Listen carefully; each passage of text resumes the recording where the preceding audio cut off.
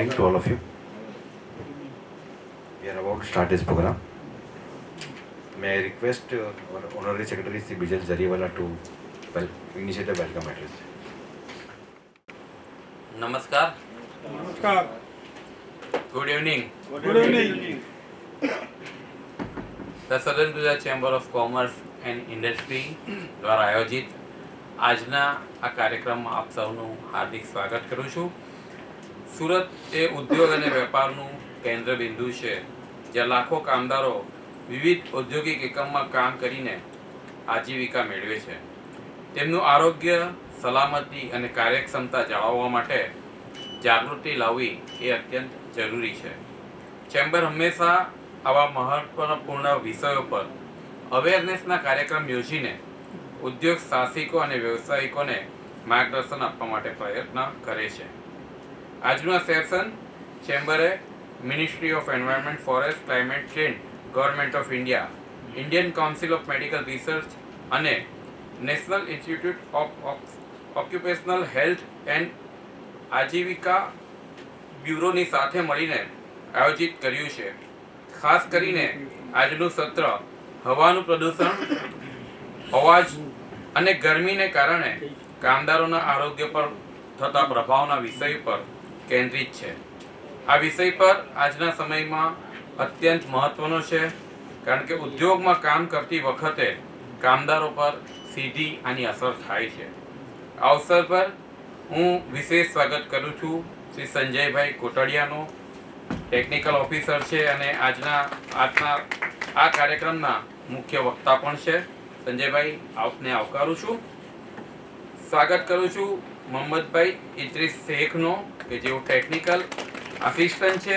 મોહમ્મદભાઈ, આપનો પણ અહીં વિચાર રજૂ કરવા માટે સ્વાગત કરું છું. આપના અનુભવ અને જ્ઞાનથી ઉદ્યોગ ક્ષેત્રને નવી દિશા મળશે, કામદારોના આરોગ્ય પ્રત્યે વધુ સંવેદનશીલ બનવામાં મદદરૂપ થશે અને આજીવિકા બ્યુરોના શ્રી શરદભાઈ જગડેનું પણ હું હાર્દિક સ્વાગત કરું છું અને મંચ ઉપર ઉપસ્થિત સર્વ મહેમાનોનું હું સ્વાગત કરું છું. અમારા ચેમ્બરના ઓનરરી ટ્રેઝરર શ્રી મિતિશભાઈ મોદી, પારુલબેન વ્યાવત અને પૌલિકભાઈ દેસાઈનો પણ હું અહીં સ્વાગત કરું છું. અને આપ સૌ મોટી સંખ્યામાં, આપ સૌ શ્રોતા મિત્રો પણ સંખ્યા ભલે એ હોય, પરંતુ આપ સૌ આવા વિષયને માટે ઉત્સુક છો અને આવું વિષયનું જ્ઞાન લેવા માટે જે જ્ઞાન પીપાસુ છો એવા લોકોને હું આ સમારંભમાં આવકારું છું અને આપ સૌનું હાર્દિક સ્વાગત કરું છું. આભાર.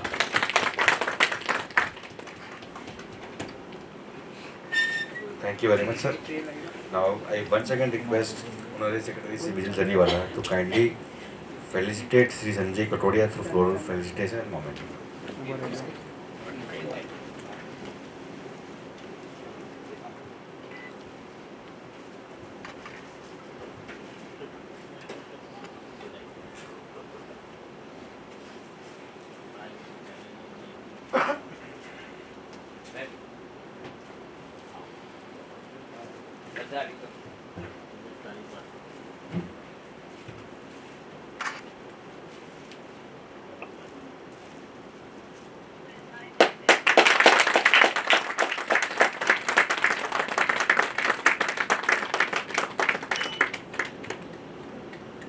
Thank you, sir. Now I request textile સિટીની યાદગીરી માટે ચેમ્બર પરથી કોઈ પણ મહેમાનોનો મેં ટેક્સટાઇલ પ્રોજેક્ટ કરેલા છે.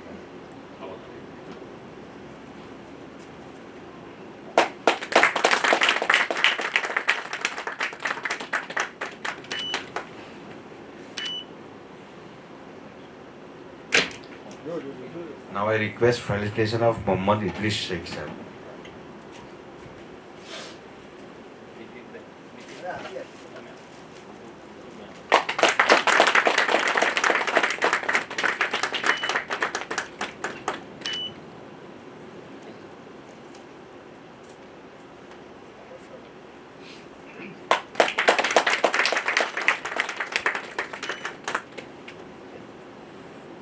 Well, thank you. I once again request to felicitate Sri Sarad Chagade.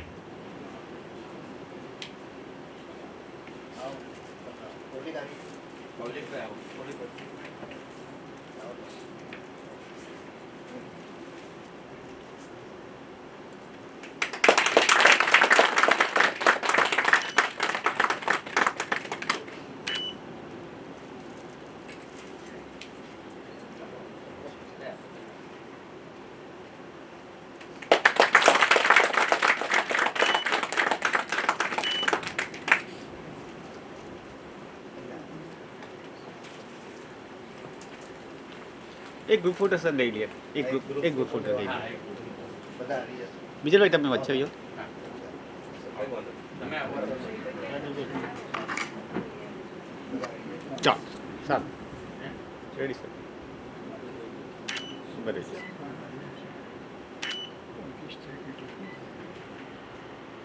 Thank you sir.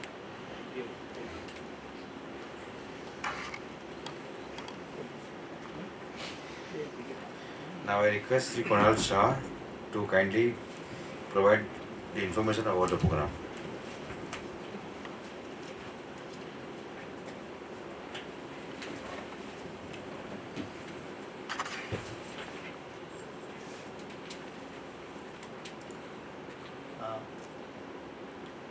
Friends, આમ તો south Gujarat chamber of commerce એન્વાયરમેન્ટને લગતા ડિફરન્ટ પ્રોગ્રામ વર્ષોથી કરતી આવી છે, પણ જે આ એક પર્ટિક્યુલર પ્રોગ્રામ એવો છે કે જેમાં ખરેખર પર્યાવરણની સાથે સાથે વ્યક્તિઓને જે પર્યાવરણના પ્રશ્નોનું અસરો થતી હોય છે એના ઉપર આપણે આજે ડિસ્કસ કરવાના છીએ. આમ તો સુરત સિટીને સ્વચ્છ વાયુ સુરક્ષા 2023-24 બધા એવોર્ડ્સ આપણને મળ્યા છે, જે આપને ખબર છે. પણ ટેકનિકલી જોવા જઈએ તો ઉદ્યોગોમાં ખાસ કરીને જ્યારે કોલસાને ને લગતા જે બોઇલર કે HAG ને જે ફ્યુલ્સ હોય છે અને એના કારણે એર પોલ્યુશનના ઇસ્યુઓ ઉદ્યોગમાં કામ કરતા વર્કરો ઉપર સૌથી વધારે એની અસરો જોવા મળે છે. એ જ પ્રમાણે જ્યારે વધારે પડતા અવાજવાળા યંત્રો અને ખાસ કરીને ટેક્સટાઇલ્સ પ્લાન્ટ્સ અને મશીનરીઝમાં જ્યારે તમે કામ કરો છો ત્યારે એની અંદર ઘણો બધો નોઇઝ કન્ટિન્યુઅસલી થતો હોય છે. આ ન્યૂઝના કારણે આમ સામાન્ય રીતે લોકોને ખ્યાલ નહીં આવે કે આની ઇમ્પેક્ટ મારા બોડી પર શું થઈ રહી છે, પણ જ્યારે at end of the day જ્યારે કોઈક વખત એને ખબર પડે કે મને હવે સંભળાતું બંધ થઈ ગયું છે અથવા ઓછું સંભળાય છે અને જ્યારે ડૉક્ટર પાસે જાય ત્યારે એને ખબર પડે કે ઓલમોસ્ટ 70-80% એનો હિયરિંગ લોસ થઈ ગયો છે. એટલે એ સમય આવે ત્યારે ખબર પડે છે. તો મને એમ લાગે છે કે આજે આપણે મુખ્ય સમજવા જેવું એ છે કે આપણે આવનારા સમયમાં ભલે વર્કર્સને કામ કરવું એ તો એનો પાર્ટ ઓફ ધ રેવન્યુ એને કમાવવી છે અને પૈસા કમાવા માટે એને કામ તો કરવું પડશે, પણ પેરેલલમાં કામ કરતાં કરતાં એને પોતાની હેલ્થ પણ સાચવવાની પોતાની પહેલી ફરજ છે. એનો ઓનર્સ જે કંઈ હશે એની સેકન્ડરી ફરજ છે. હું પ્રાઇમરી એવું માનું છું કે વર્કરે પોતાની હેલ્થ સારી રીતે રાખવી એના માટેના પ્રયત્નો કરવા જોઈએ. અને કદાચ આજે આપણે જે કંઈ આપણા ટેકનિકલ ઓફિસરો પાસેથી જે કંઈ સમજીશું તો એ આ ઉદ્યોગોને આ પ્રકારના કામ કરતા લોકો ઉપર કયા અવાજના કારણે, હવાના પ્રદૂષણના કારણે કયા પ્રોબ્લેમો આવી શકે અને એની શું ઇમ્પેક્ટ એ લોકોએ આઈડેન્ટિફાઈ કરી છે. અત્યાર સુધી ઘણા બધા કેસ સ્ટડી કર્યા છે, ઘણા બધા લોકોનો સ્ટડી પરથી એમને આઈડેન્ટિફાઈ કર્યું છે કે કયા ટાઈપના પ્રોબ્લેમ વર્કરોને આવી શકે. એટલે મને એમ લાગે છે કે ઉદ્યોગના કામ કરતા વ્યક્તિઓએ, અને ધારો કે આપ કોઈ એક ઉદ્યોગમાંથી આવ્યા હોય તો આવનારા સમયમાં તમે તમારા સાથેના કલીગ્સને પણ એના અંગે અવેરનેસ ક્રિએટ કરી શકો. તો મને એમ લાગે છે કે આજનો આપણો ઉદ્દેશ્ય પૂર્ણ થશે. તો હું વધારે સમય નહીં લેતા આપણે એટલું જ નક્કી કરીએ કે આજે જે કંઈ નાની મોટી આપણને ટેકનિકલ ઇન્ફોર્મેશન મળે કે આવનારા સમયમાં આ બધા જે કંઈ હવાના પ્રદૂષણ અને અવાજના પ્રદૂષણ અને મેઇનલી હીટ પણ જનરેટ થતી હોય છે. જ્યારે તમને બેઝિક ખ્યાલ નહીં આવતો હોય કે ઉદ્યોગમાં કામ કરતી વખતે ગરમીનું પ્રમાણ તમારા બોડીમાં શું ઇમ્પેક્ટ થઈ શકે, અને એ પણ આજે સમજવું જોઈએ. તો આપણે વધારે સમય નહીં લેતા આપણે એમનો પાસેથી એમના ઇન્ફોર્મેશન લઈએ. Thank you.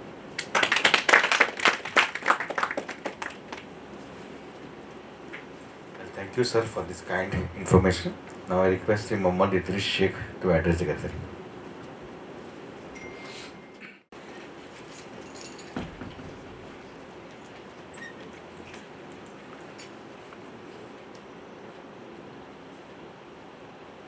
Good evening everybody, आवाज़ आ रही है?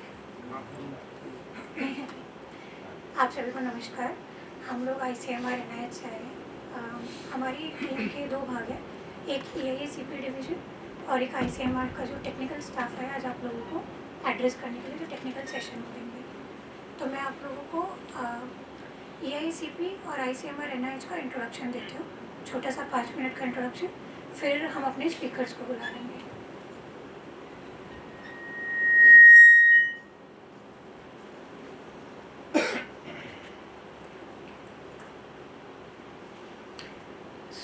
हम लोग सभी आए हैं ICMR NIH और EIACP basically environmental information awareness capacity building and livelihood programme.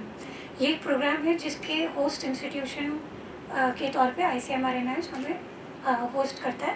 ये जो प्रोजेक्ट है ये ministry of environment, forest and climate change, government of India sponsor करती है। जैसे सर ने बात करी अभी कि ऑक्यूपेशनल हेल्थ के जो हैज़र्ड्स हैं, जो आप लोग वर्कर फोर्स है जो उन हैज़र्ड्स को फेस करती है और आपके स्वास्थ्य पे जो असर पड़ता है, हमारे सेंटर का जो थीम है वो एनवायरमेंटल एंड ऑक्यूपेशनल हेल्थ है कि पर्यावरण से जो व्यावसायिक स्वास्थ्य पे जो असर पड़ता है उसके बारे में रिसर्च करना, उसके बारे में अवेयरनेस इन्फॉर्मेशन तैयार करना और आप लोगों तक जो कर्मचारी हैं उन तक पहुँचाना। डॉक्टर अंकित सेठ हमारे ACP कोऑर्डिनेटर हैं। हमारी 4 लोगों की टीम है। मैं पारुल वत्स, प्रोग्राम ऑफिसर। आज हमारे साथ 3 लोग as a team of EIACP हैं। मैं Parul Vats, mister Ajay Neeraj information officer and mister Vighnesh Adirwada हमारे IT ऑफिसर। उसके अलावा हमारे साथ 2 टेक्निकल स्टाफ हैं, मिस्टर मोहम्मद इदरीस शेख जो कि हेल्थ साइंस डिवीजन से है, मिस्टर संजय कोटारिया जी जो कि केमिकल हेल्थ साइंसेज डिवीजन से और मिस्टर मोहम्मद इदरीस शेख जो कि केमिकल साइंसेज डिवीजन से है। ICMR NIH एक प्रीमियर इंस्टीट्यूट है और ये ICMR Indian council of medical research, department of health research, ministry of health and family welfare, government of India के अंडर आता है।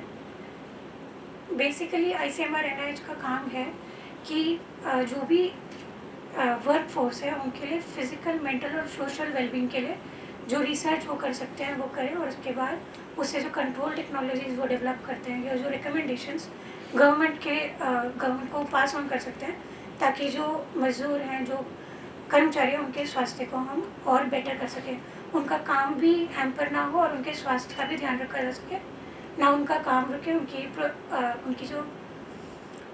उनका जो परफॉर्मेंस का लेवल है वो भी बना रहे और आगे उनके काम में भी कोई बाधा ना आए। ICMR NIH में 3 मेजर डिविजन्स हैं, health sciences division, biological sciences division और केमिकल साइंसेज डिवीजन। इसके अलावा हमारे पास सपोर्टिंग IT टेक्नोलॉजी डिवीजन है, एनिमल हाउस फैसिलिटी है और उसके अलावा वेल एस्टैब्लिश्ड लाइब्रेरी है जिसमें इंडिया के रिगार्डिंग जो भी ऑक्यूपेशनल हेल्थ से रिलेटेड लिटरेचर है वो वहाँ कलेक्टेड है। अब हम EIACP NIH जो हमारा काम है एनवायरनमेंट से रिलेटेड, उसके बारे में छोटा सा इंट्रोडक्शन देंगे। आज के टाइम में जब अर्बनाइजेशन और इंडस्ट्रियलाइजेशन इतना ज़्यादा फैल रहा है, ये बहुत ज़रूरी है कि जो वर्क फोर्स है उनको सारी इन्फॉर्मेशन और वो मोटिवेशन मिले कि वो जहाँ जा रहे हैं वहाँ वो सेफली काम कर रहे हैं या नहीं, उसके बारे में उन सबको अवेयरनेस होनी चाहिए। इसीलिए गवर्नमेंट ऑफ इंडिया ने 1984 में ये एनविस सेंटर इस्टेब्लिश किया था जो कि अब EIACP के नाम से जाना जाता है। हम लोगों का काम है बेसिकली वर्क फोर्स से इंफॉर्मेशन कलेक्ट करना कि उनको क्या प्रॉब्लम हो रही है अपने कार्य क्षेत्र में, उसको फिर हम अपने होस्ट इंस्टीट्यूशन तक लेकर आते हैं।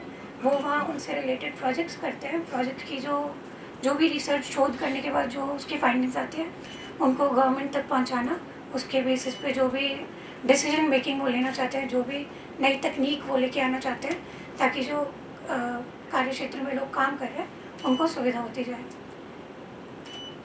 EIACP जो सेल है वो 3 मेजर एक्टिविटीज़ में काम करता है। कैपेसिटी बिल्डिंग इनिशिएटिव जो कि मज़दूरों के लिए होता है, जिसमें हम लोग ऐसे कोर्स प्लान करते हैं छोटे छोटे 3 दिन से लेके कुछ महीनों के कोर्सेज होते हैं जिनके अंतर्गत हम लोग ट्रेनिंग देते हैं वर्कर्स को, जो उनकी आय को भी बढ़ाती है, साथ साथ उन्हें पर्यावरण और स्वास्थ्य के बारे में भी जागरूक करती है। उसके अलावा मिशन लाइफ इनिशिएटिव की बहुत सारी एक्टिविटीज़ हम लोग स्कूल और यूनिवर्सिटीज़ के साथ करते हैं। उसके अलावा हम लोग सोशल मीडिया पर एक्टिव हैं। हम लोग अपने न्यूज़ लेटर्स पब्लिश करते हैं जो कि इंग्लिश और हिंदी में। बिब्लियोग्राफी जो रिसर्चर्स के लिए ज़रूरी होते हैं वो हम कॉन्स्टेंटली अपडेट करते रहते हैं।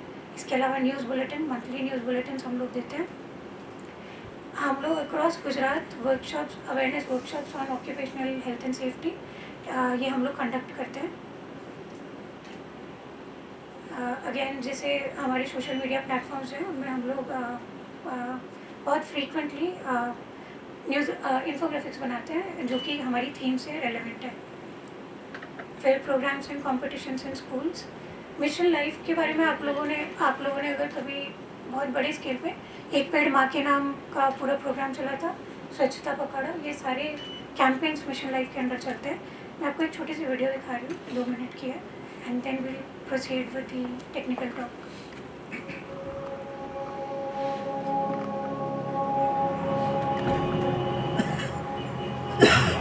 Just a tiny speck in this vast universe. But are we sure the truth is only what meets the eye? Think again. This is our doing.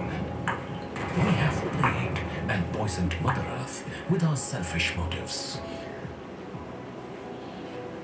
India, known for large-scale behavioral change programs, has once again recognized the urgency and has led the global alliance with Mission Life.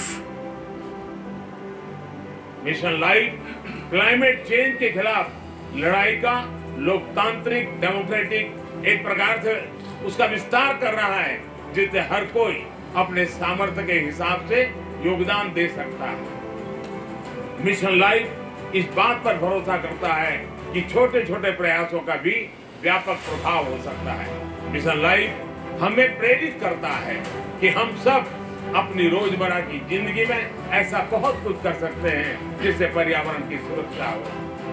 Revolutionizing general outlook, our Prime Minister envisions to change individual and community behavior to bring in significant impact on the environmental and climate crisis. Life's objective to take individual and collective action for protecting and conserving the environment. Looking to bring in paradigm shift, Mission Life envisions 3 core transformations: change in demand, change in supply, and change in policy. Simplistically put, Lifestyle for Environment is a mission to help you identify simple acts in our daily lives that can contribute significantly to climate change. The ideology is designed keeping in mind that the actions would be specific and measurable, easy to practice by individuals, communities, and institutions, and non-disruptive to ongoing economic activity, and in fact promoting economic activity on the foreseeable future. So, let's take a pledge today and show to the world that we are environmental conscious and can lead the path for the world to follow. Lifestyle for Environment. So Mission Life is basically आप अपनी जीवन शैली में क्या क्या छोटे छोटे changes कर सकते हैं for the environment. Then again not taking too much time, इसके अलावा हम एक ग्रीन स्किल डेवलपमेंट प्रोग्राम करते हैं जो कि यूथ के लिए रहता है। उसमें हम उन्हें टेक्निकल कोर्सेज देते हैं UGPG स्टूडेंट्स को, ताकि वो अपने पोर्टफोलियोज को एनहांस कर सके as well as be more conscious towards environment. This was EICP NIH। अब मैं श्री संजय कोटारिया जी को बुलाऊंगी, वो अपने सेशन से हम लोगों को ज्ञान प्रदान करें।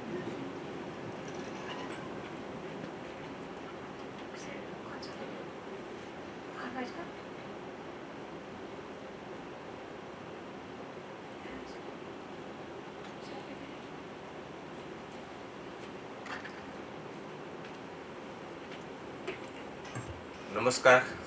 नमस्कार। तो हिंदी तो सबको समझ में आती है ना, क्योंकि कुछ वर्कर्स हो गए जो हिंदी बेल्ट से हो गए, इसलिए मैं हिंदी में टॉक करता हूँ इंस्टेड ऑफ गुजराती, ठीक है ना।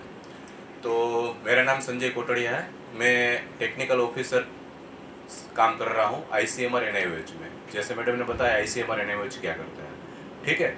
तो आप सब लोगों में से कितने लोग सबसे ज़्यादा नॉइज़ में काम करते हैं? नॉइज़ में करते हैं? आप करते हैं, ठीक है। फिर हीट में भी कुछ लोग काम करते हो कि जहाँ पे बहुत गर्मी होगी, है ना, करते हैं। तो आज जो है ना, मैं आपको बताऊंगा कि आपकी जो बॉडीज है उसमें नॉइस बेसिकली क्या होता है। आपको मालूम है नॉइस क्या है? किसको नॉइस बोलते हैं? आवाज है, आवाज बोलते हैं ना। तो जो भी अनवांटेड साउंड है उसको हम नॉइस बोलते हैं, ठीक है ना। तो इसमें बेसिकली वो जो नॉइस होता है वो आपका जो आप मशीन के साथ जो भी काम करते हैं, ठीक है ना, वो मशीन जो भी नॉइस प्रोड्यूस करती है उससे आपके कान में क्या दिक्कत आती है, ठीक है ना। नॉइस तो बहुत सारे प्रकार के होते हैं। जैसे आप हेडफोन से गाना भी सुनते हैं तो आपको नॉइस ही डाल रहे हो। ऐसा नहीं है कि आप मशीन से काम करते हो तो ही आपकी बॉडी में नॉइस जा रहा है।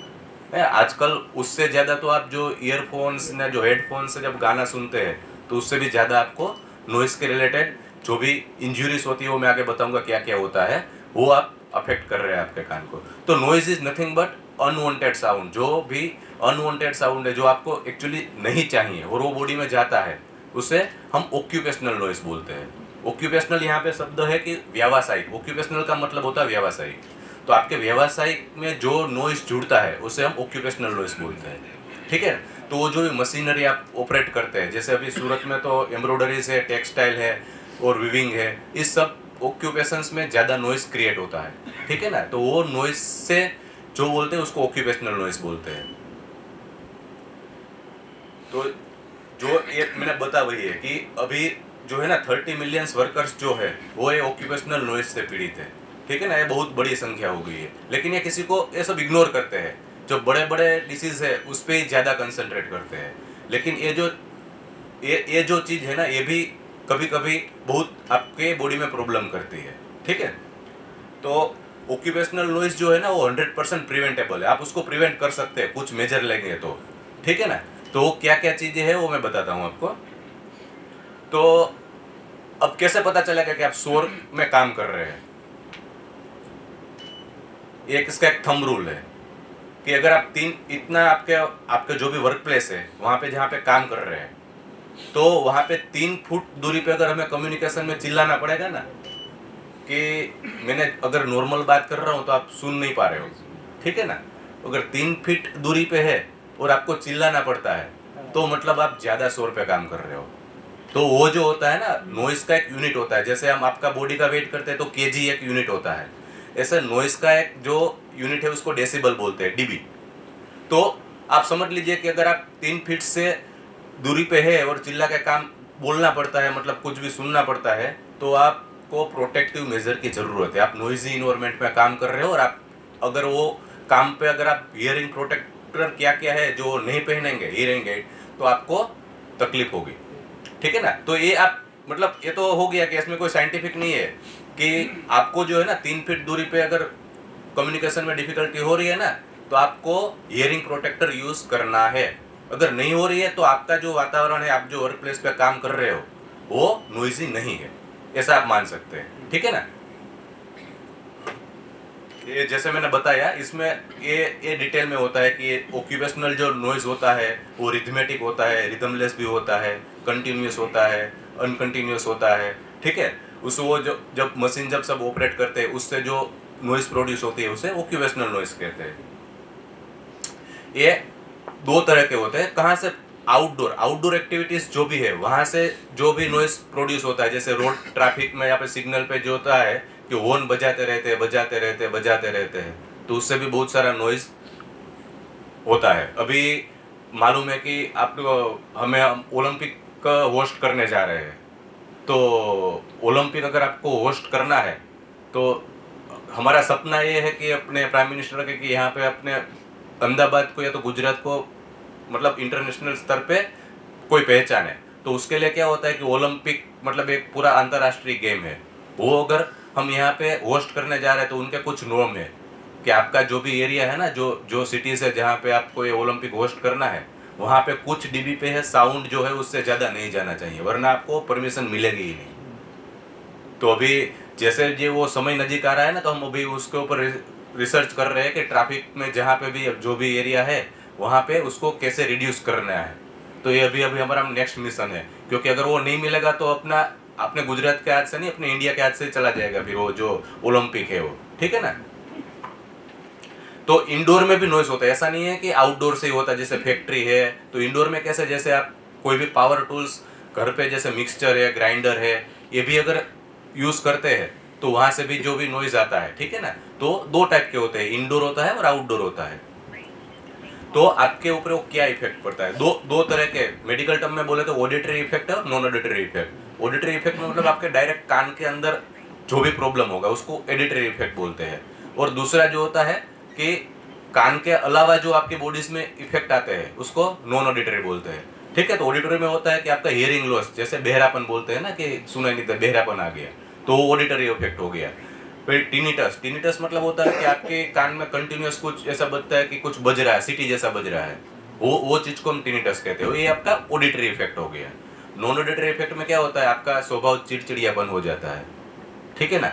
आपका जो हार्ट रेट है ना, नॉइज से आप कभी ध्यान रखना, डीजे के पास से भी आप कभी गुजर रहे हो तो आपको ऐसा लगता है कि मेरा हार्ट की धड़कनें बढ़ गई, तो एक्चुअली में होता है वो आपकी बॉडी में इफेक्ट कितना नॉइज का इफेक्ट है कि आपका जो है ना हार्ट रेट अल्टर कर देता है, ब्रीदिंग रेट अल्टरेट कर देता है, ठीक है ना।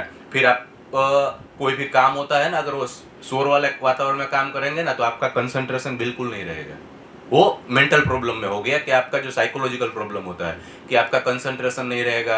अगर कंसंट्रेशन नहीं रहेगा और इतना नॉइज होगा तो क्या होगा कि आपका जो स्पीच वर्कर का बीच में कुछ कम्युनिकेशन होता है कि दूसरा कुछ शोर आ रहा है, तो उससे अगर वो प्रॉपर कम्युनिकेशन भी नहीं होगा तो वहाँ पे भी आपके एक्सीडेंट के चांस बढ़ जाते हैं। जैसे होता है ना कि कई प्रॉब्लम, मशीनरी में किसी का हाथ घुस गया, ये हो गया, ये कट हो गया, तो ये सब नॉइज की वजह से भी हो सकता है कि अगर आपका कंसंट्रेशन नहीं है तो ये हो सकता है। तो ये सारे जो दिख रहे हो सब नॉन ऑडिटरी इफेक्ट है, ठीक है। फिर हियरिंग लॉस जो होता है उसको जैसे बहरापन बोलते हैं, उसके दो टाइप के होते हैं। एक क्या होता है, टेम्पररी होता है, परमानेंट होता है। टेम्पररी मतलब थोड़ी देर के लिए आप शोर वाले वातावरण में काम करते हैं और आपका जो हियरिंग लॉस होता है उसको टेम्पररी थ्रेशोल्ड शिफ्ट बोलते हैं। तो उसमें क्या होता है कि फिर आप थोड़ा टाइम के बाद अगर आप वो शोर से आपको सेपरेट कर दिया जाए 15 दिन 20 दिन के लिए, तो वापस आपका हियरिंग लॉस जो है वो मिट जाएगा और आप वापस सही तरह से सुनने लगेंगे, तो उसको हम टेम्पररी हियरिंग लॉस बोलते हैं। दूसरा होता है permanent hearing loss. Permanent hearing loss में क्या होता है कि एक बार अगर वो आ गया तो फिर वो वापस जाएगा नहीं, इरिवर्सिबल होता है। तो हमें बचना किससे है, इससे बचना है, परमानेंट जो है ना वो, ठीक है। तो परमानेंट थ्रेशोल्ड शिफ्ट मतलब वो आपका जो है ना एकदम हाई शोर पे बहुत सारे साल से काम कर रहे हो तो तब ये आपका चांस रहता है, ठीक है ना। तो अगर आप शोर वाले वातावरण में काम कर रहे हो तो मैं आपको कुछ टिप्स बताऊंगा, करना है। देखो, हमें काम भी नहीं रोकना है, काम भी हमारा डिस्टर्ब नहीं होना चाहिए और हमारा मोर इम्पोर्टेंटली हेल्थ भी अच्छा रहना चाहिए। इस तरह से कुछ करना है, कर सकते हैं, है ना। मैंने पहले ही बोला पहले स्लाइड में कि इट इज भले क्यूरेबल नहीं है लेकिन उसको हम रोक सकते हैं।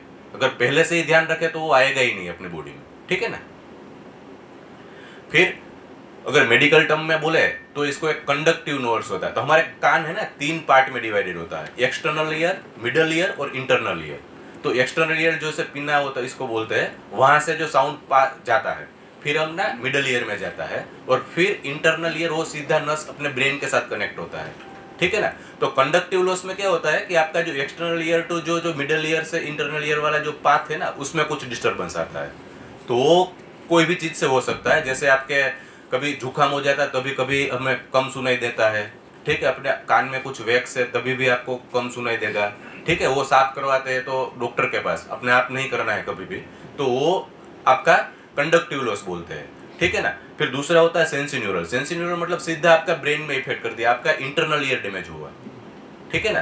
तो वो एक खतरनाक है, जो सेंसिन्यूरल हियरिंग लॉस है ना वो खतरनाक है। वो सीधा ब्रेन को डैमेज किया फिर वो आपको तो दूसरा कोई रास्ता बचता नहीं है। ये तो आप कंडक्टिव लॉस है उसको तो आप सुधार सकते हैं, लेकिन जो सेंसिन्यूरल लॉस है उसको आप बच नहीं सकते उससे, ठीक है। और दूसरा तीसरा होता है दोनों मिक्स से होता है, कंडक्टिव प्लस सेंसिन्यूरल, उसको मिक्स्ड हियरिंग लॉस बोलते हैं।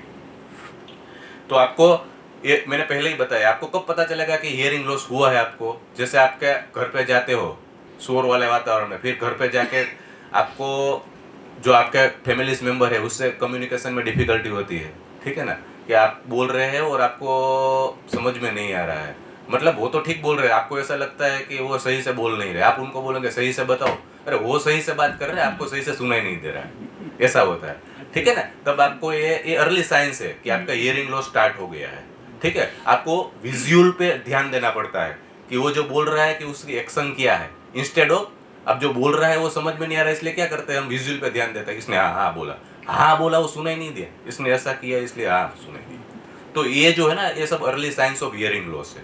तब आपको सावधानी बरतनी है कि हाँ, मैं या तो मेरा जो वर्क प्लेस है उससे मेरे को ये हजार्ड हुआ है, तो मेरे को क्या सावधानी रखनी चाहिए आगे जाके, ताकि वो ज्यादा बढ़े नहीं, ठीक है ना।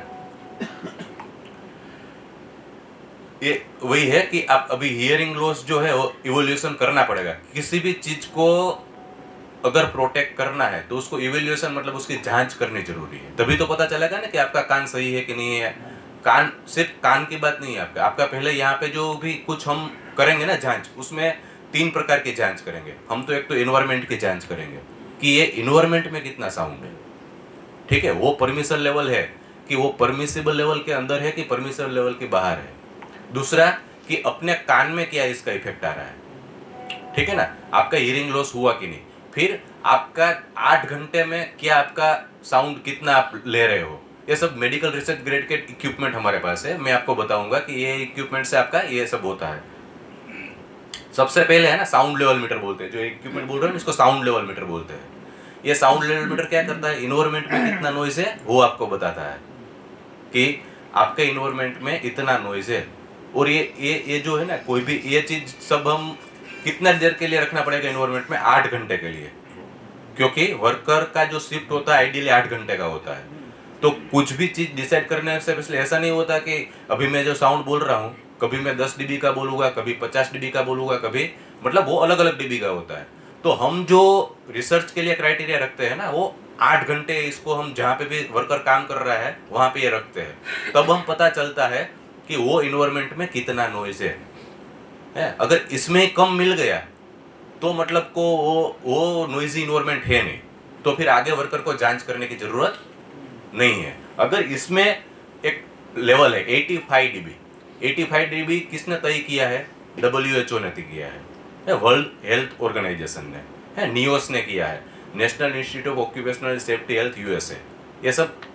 ये लोगों ने गाइडलाइन बनाया है कि ये 85 dB है, वो एक लिमिट दिया है। फिर ओसा ने 90 dB किया है, उसको बढ़ा के कि भी 85 नहीं 90 रखो।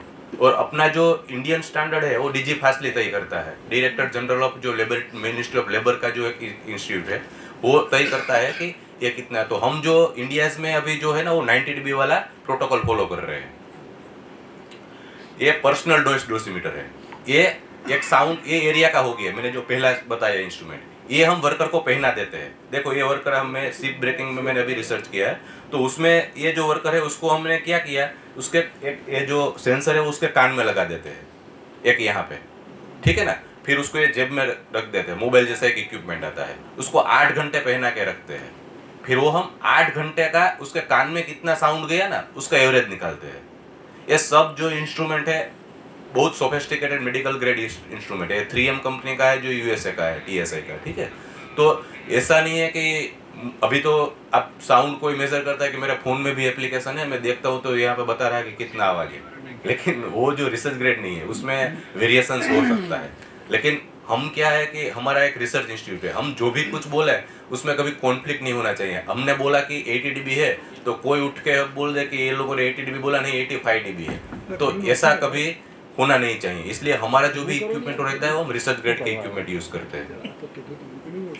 फिर ये सब लेवल्स है कि कौन सा चीज कितना dB साउंड प्रोड्यूस करता है। जैसे हमने बोला ना कि 85 dB, तो यहाँ पे मेन आपको ध्यान ये रखना है कि 85 dB से अगर उससे ज्यादा हो रहा है तो आपको सारे प्रिकॉशंस लेना है, सारी सावधानियां बरतनी है, ठीक है।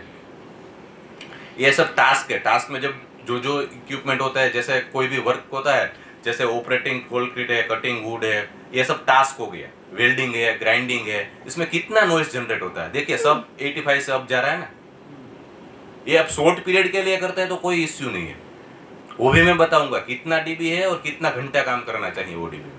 ये तो जस्ट मैं आपको ये बता रहा हूँ कि ये सारी जो एक्टिविटी है, वेल्डिंग है, चिपिंग कंक्रीट है, वर्किंग नियर जनरेटर है, तो कितना 116 डीबी, लास्ट में देखिए कितना 116 डीबी है, तो वो तो अपना 85 से बहुत ज़्यादा है, ठीक है ना। फिर अगर आप टूल कोई भी यूज़ करते हैं, ये तो टास्क हो गया। टूल मतलब जैसे आपको 100 यूज़ करते हैं, ड्रिलिंग मशीन यूज़ करते हैं, स्लैब का जब तोड़ते हैं कंस्ट्रक्शन इंडस्ट्री में तो भी वो यूज़ करते हैं, तो उसमें वो इक्विपमेंट में कितना नॉइज जनरेट होता है, ये सब है। उसमें भी ऑलमोस्ट सब में 90 डीबी के अब जनरेट हो रहा है, ठीक है ना। देखिए अभी ये मैंने बोला ना कि अगर आपको 8 घंटे काम करना है, ठीक है, तो आपको ओसा के मुताबिक आप जो है 85 डीबी होना चाहिए। सॉरी, ओसा के मुताबिक तो 90 डीबी होना चाहिए, WHO बोलते हैं कि 85 पे करो, लेकिन ओसा जो है वो अपना डिजीफास्टली जो इंडियन स्टैंडर्ड है वो 90 डीबी तक अलाउ करता है, ठीक है ना। तो 90 डीबी का साउंड है तो आप 8 घंटे काम कर सकते हैं, ठीक है ना। फिर अगर उससे अप जाता, जैसे 92 डीबी हो गया, तो आप 6 घंटे ही काम कर सकते हैं, वरना आपका चांसेस है कि आपका हियरिंग लॉस होगा, ठीक है। फिर अगर 95 डीबी हो गया तो 4 घंटे, ऐसे करते करते 115 पे तो क्या हो गया, 15 मिनट ही कर पाओगे, ठीक है। तो आपको पता है क्यों ये गाइडलाइन क्यों है, तो फिर हम क्यों ये सब मेजर करते हैं। हम मेजर इसलिए करते हैं कि हमें पता चले कि पहले 8 घंटे में आपका वहां पे 8 घंटे में कितना एवरेज साउंड आ रहा है, उसके मुताबिक आपका शिफ्ट है, वर्क रेट साइकिल है, ये सब डिजाइन किया जाता है कि कितना घंटा काम करना चाहिए, कितना घंटा आपको वो काम से दूर, मतलब ऐसा नहीं कि काम स्टॉप करना है, मतलब वो जो शोर वाले वातावरण से, उससे भी ऐसा आप आधा घंटा काम करें तो घर जा नहीं सकते, क्योंकि आपको भी तो पूरा पैसा वो क्यों काम करते हैं, हम पैसा के लिए काम करते हैं ना। तो वहाँ पे अल्टरनेटिव होता है कि आप दूसरे ऐसे जगह पे आपका शिफ्ट किया जाए आगे के घंटे की, वहाँ पे कम साउंड हो, वहाँ पे दूसरा रोटेशन किया जाए। तो ये सब आगे कैसे क्या कर सकते हो वो भी मैं आपको बताऊंगा, लेकिन ये सारे जो है वो ड्यूरेशन ऑफ आपका कितना डीबी पे कितना घंटे काम कर सकता है ये है, ठीक है। अब जो मेन है कि आपको हियरिंग लॉस है कि नहीं है, ठीक है, ये देखने के लिए हम ऑडियोमेट्री करते हैं। ये जो मशीन है उसको हम ऑडियोमीटर बोलते हैं, ठीक है ना। ये ऑडियोमीटर जो बाजू में जो है ये वाला, ये ऑडियोमीटर है और इसके बाजू में ऑडियोमेट्रिक चेंबर है। ये चेंबर में आप अगर चले जाओगे तो उसमें जो है ना आपको एकदम कुछ भी बाहर का आपका साउंड नहीं आएगा। आपके कान में ईयरफोन पहनाया जाता है, हेडफोन पहना देंगे, पहले लेफ्ट ईयर का कान का टेस्ट करेंगे, फिर राइट ईयर का करेंगे, ठीक है। तो उसमें आपको सिर्फ और सिर्फ जो मशीन से साउंड जा रहा है ना वही आपको सुनाई देगा, बाहर का कोई साउंड सुनाई देगा नहीं, ताकि कोई ऐसा ना बोले कि बाहर वाला आवाज कर रहा है इसलिए मेरे को सुनाई नहीं दे रहा। इसलिए एक प्रोटोकॉल है कि इसको ऑडियोमेट्रिक चेंबर में किया जाता है, ऑडियोमेट्रिक, ठीक है। इसमें डिफरेंट फ्रीक्वेंसी हम स्टडी करते हैं, इसमें एयर कंडक्शन स्टडी करते हैं, बोन कंडक्शन करते हैं, अलग अलग के तरह के टेस्ट है ये हम इसमें चेक करते हैं। लेकिन जो सबसे मेन है वो प्योर टोन एवरेज बोलते हैं। उसमें हम बहुत सारी फ्रीक्वेंसी जो है ना, हम जो साउंड निकालते हैं उसमें बहुत सारी फ्रीक्वेंसीज होती है, 125 से लेके बहुत सारी होती है। 125 हर्ट्ज होता है, 500 हर्ट्ज होता है, 750, फिर 1 kilo hertz, 1.5 kilo hertz, 3 kilo hertz, 4 kilo hertz, 6 kilo hertz, 8 kilo hertz और 12 किलो हर्ट्ज तक इतने हम 10-12 फ्रीक्वेंसी टेस्ट करते हैं, ठीक है ना। उसमें WHO के मुताबिक हम आपका पहला लेफ्ट ईयर टेस्ट करते हैं, फिर राइट ईयर टेस्ट करते हैं। उसमें हम सिर्फ 4 फ्रीक्वेंसी का एवरेज करते हैं, 0.5, 1, 2 और 4।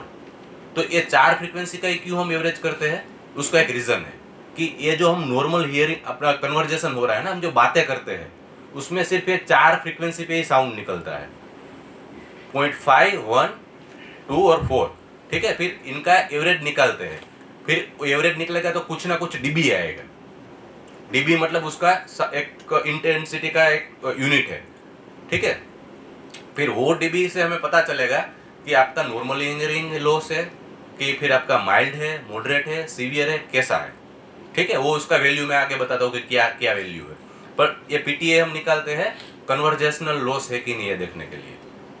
ये सब के लिए होता है, ऐसा नहीं कि वर्कर के है, अपने घर पे भी हो सकता है किसी को। तो वो अगर लॉस देखना है तो हम कन्वर्जेशनल ये लॉस के लिए ये PTA देखते हैं, ठीक है। फिर दूसरा होता है जो सबसे आप लोगों को जो हो सकता है वो ये है नॉइज इंड्यूस हियरिंग लॉस। ये एक ऑक्यूपेशनल डिसीज है। अपने इंडिया में गवर्नमेंट ने 52 या 56 कुछ ऐसे डिसीज है आइडेंटिफाई किए जिसको ऑक्यूपेशनल डिसीज बोलते हैं, ठीक है। ये ऑक्यूपेशनल डिसीज मतलब वो ऑक्यूपेशन से आपको वो डिसीज हुई है, वो काम करने से हुई है डिसीज, उसको हम ऑक्यूपेशनल डिसीज बोलते हैं। उसमें से एक है नॉइज इंड्यूस हियरिंग लॉस। ठीक है, तो ये चीज क्या है कि ये आपको जैसे कम्युनिकेशन डिफिकल्टी तो होगी ही अगर ये होगा तो, फिर आपके कान में वो जो सिटी जैसा बजना, कंटिन्यूसली बजना, सोते हो तो भी आपको नींद नहीं आती है, वो ऐसा लगता है कि मेरे कान में कुछ बज रहा है। ठीक है, ये जो है ना, ये नॉइज इंड्यूस हियरिंग लॉस है ना, जो मैंने जितनी भी फ्रीक्वेंसी बताई उसमें जो हायर रेंज वाली फ्रीक्वेंसी है ना, उससे होता है। 3 किलोहर्ट्ज से, 4 किलोहर्ट्ज से, 6 किलोहर्ट्ज से, 8 किलोहर्ट्ज से, या हाई फ्रीक्वेंसी जो मशीन्स जो अपने होते हैं ना, वो हाई फ्रीक्वेंसी निकालते हैं, तो उससे जो आपके कान में जो लॉस होगा उसको नॉइज इंड्यूस हियरिंग लॉस बोलते हैं। ठीक है, ये इरिवर्सिबल है, ये अगर एक बार हो गया, आपका डैमेज हो गया, तो इसको हम रिवर्स नहीं कर सकते। तो आपको खास सावधानी बरतनी है कि आप जहाँ पे भी काम करते हैं तो आपको क्या क्या प्रोटेक्शन यूज करना है, ये सब आपको ध्यान रखना है अगर इससे बचना है तो। ठीक है ना, अपना जो सेहत है, मतलब अपना जो भी हेल्थ है, वो पहले अपने प्रायोरिटी देना है और उसके साथ काम भी करना है। ठीक है ना, तो वो कैसे दोनों में बैलेंस रखना है, हमारा मकसद ये है कि हम आपको ये सिखाए कि ये इसमें बैलेंस कैसे रखा जाए। ठीक है ना, तो जो भी है ये मैंने जो बोला कि अभी जो आपका हमारा कान का जांच किया, ठीक है, उसमें हमने पहले पीटीए निकाला था 4 फ्रीक्वेंसी का, 0.5, 1, 2 और 4। उसमें अगर लेस देन 25 dB अगर वो वैल्यू आई तो आपका नॉर्मल है, 25 या उसके नीचे का वैल्यू आया तो आपका कान एकदम सही है, अगर 26 से 40 आया तो आपको माइल्ड हियरिंग लॉस है, मतलब थोड़ा। फिर 41 to 60 है तो मॉडरेट, मॉडरेट मतलब थोड़ा नहीं, उससे ज्यादा लॉस है। और अगर 60 dB से अप हुआ, मतलब 61 to 80 हुआ, तो आपका सीवियर हियरिंग लॉस है। ठीक है, अब ये जो है ये कन्वर्जेशनल हुआ, कन्वर्जेशनल मतलब 0.5, 1 to 4 आपका जो कम्युनिकेशन का हुआ वो, तो वो हम ये देखते हैं, टेबल यही रहेगा। लेकिन नॉइज इंड्यूस हियरिंग लॉस को हम जानने के लिए 3 फ्रीक्वेंसी का एवरेज करते हैं, 3, 4 और 6। 3 किलोहर्ट्ज, 4 किलोहर्ट्ज और 6 किलोहर्ट्ज, क्योंकि सारी मशीनें जो होता है ना, तो वो सारी ये एक इतनी ये हाई फ्रीक्वेंसी में ही आपका ये जो साउंड प्रोड्यूस करता है। इसलिए अगर इसमें जो ये आपका ये फ्रीक्वेंसी का हमने एवरेज किया 3, 4, 6 और इसमें एक कैटेगरी में फॉल होया तो आपका नॉइज इंड्यूस हियरिंग लॉस है, ये माना जाएगा। ठीक है, ये जो है ये एयर कंडक्शन मतलब आपका आगे का कान देख के, मतलब जो बाहर का कान में फ्रीक्वेंसी पास करके हम जो ग्राफ बनाते हैं उसको एयर कंडक्शन करते हैं। फिर अगर मान लीजिए कि कोई ऐसा बोलेगा कि मेरे कान में तो वैक्स था, ये तो मेरे कान में मेरे को जुकाम हुआ है इसलिए मेरे को सुनाई नहीं दे रहा है, ये भी हो सकता है ना, ऐसा जरूरी नहीं है कि आपको ये है।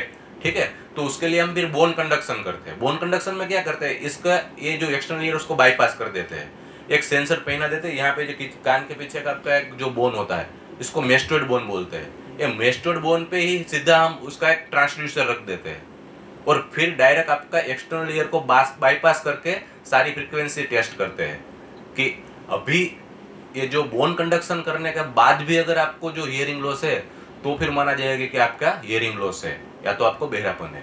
ठीक, तो अगर ये एक चीज होती है कि ऐसा कोई ना बोले कि मेरे को ये सर्दी जुकाम की तरह से है, कि मेरे कान में वैक्स है, कि मेरे कान में इन्फेक्शन हुआ है इसलिए मेरे को सुनाई नहीं देता है। ठीक है, ये ग्राफ हो, ऐसा आपका ग्राफ दिखता है।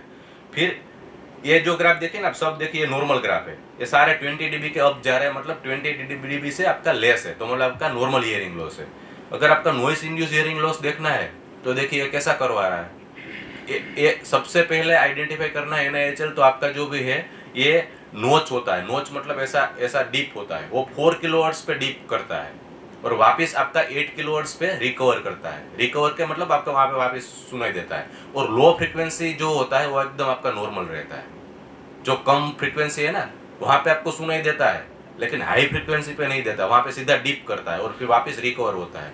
ऐसा वी शेप जो आता है ना, तब ये इंडिकेट करता है कि आपको नॉइज इंड्यूस हियरिंग लॉस है। ठीक है, ये हमारा कुछ स्टडीज है, जैसे हमने बहुत सारी इंडस्ट्रीज में करते हैं और कहीं पे हम देखिए, हम कहीं पे भी स्टडी करते हैं ना, हमारा एम ये होता है कि हम वर्कर का जांच करें और उनको सही से कुछ सजेशन दे और इंडस्ट्री को सजेशन दे कि आपको क्या करना है और वर्कर को क्या करना है। हम कहीं किसी भी इंडस्ट्री का नाम कहीं पे रिपोर्ट में लिखते नहीं है और ना ही किसी वर्कर का नाम लिखते हैं। हम एक ग्रुप लेते हैं, जैसे शिप रिसाइकलिंग हो गया, वहाँ पे जो अलग में सारे हैं तो वहाँ पे तो आपको मालूम है 150-200 प्लॉट्स है, अलग अलग एसिड ब्रेकिंग का काम करते हैं। तो हम सिर्फ यही बताते कि सीप रिसाइकलिंग वर्क में क्या होता है, हम ये कहीं नहीं बताए थे कि ये कंपनी में इन वर्कर को क्या हुआ। हम कहीं भी आपका भी ऑडियोमेट्री करते हैं, वहाँ पे आईडी देते हैं, 1 नंबर 2 नंबर 3 नंबर ऐसा, ठीक है, ताकि वर्कर का भी आइडेंटिफिकेशन ना हो कि कौन से वर्कर को हुआ, और कंपनी का भी कुछ आइडेंटिफिकेशन ना हो कि ये कंपनी से हुआ। ताकि हमारा मकसद ये है कि दोनों को अवेयर करना है, प्रोडक्टिविटी भी उनका इंक्रीज हो और वर्कर का हेल्थ भी अच्छा रहे, ताकि ये डिस्क्लोज नहीं होता है, ये हमेशा कॉन्फिडेंशियल रहता है, ठीक है।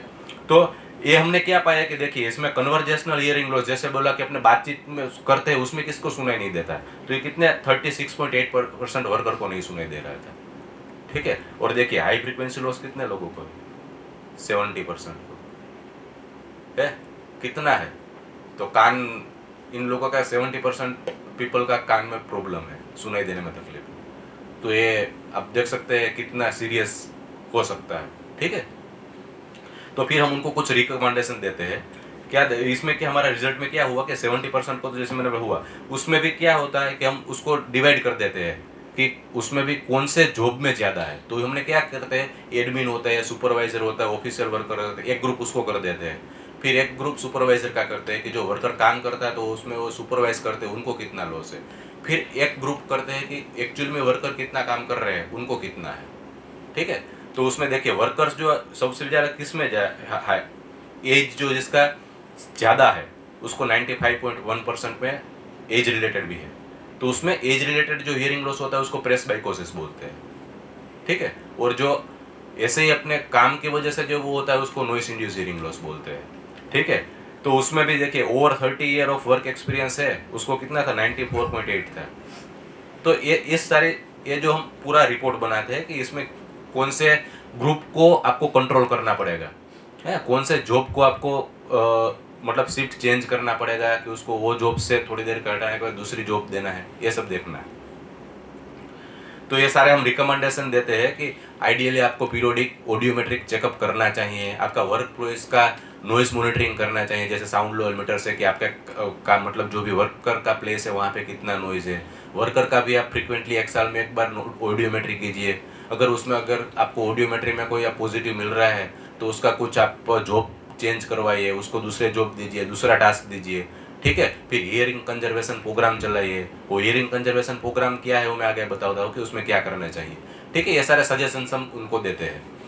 फिर जब बोल रहा है हियरिंग कंजर्वेशन प्रोग्राम, तो उसमें क्या होता है कि अगर आपका जो मैंने बोला कि 8 घंटे में 85 dB से भी ज़्यादा साउंड जा रहा है तो उनको ये हियरिंग कंजर्वेशन प्रोग्राम इम्प्लीमेंट करना चाहिए, बाय लॉस ऐसा बोलता है, ठीक है।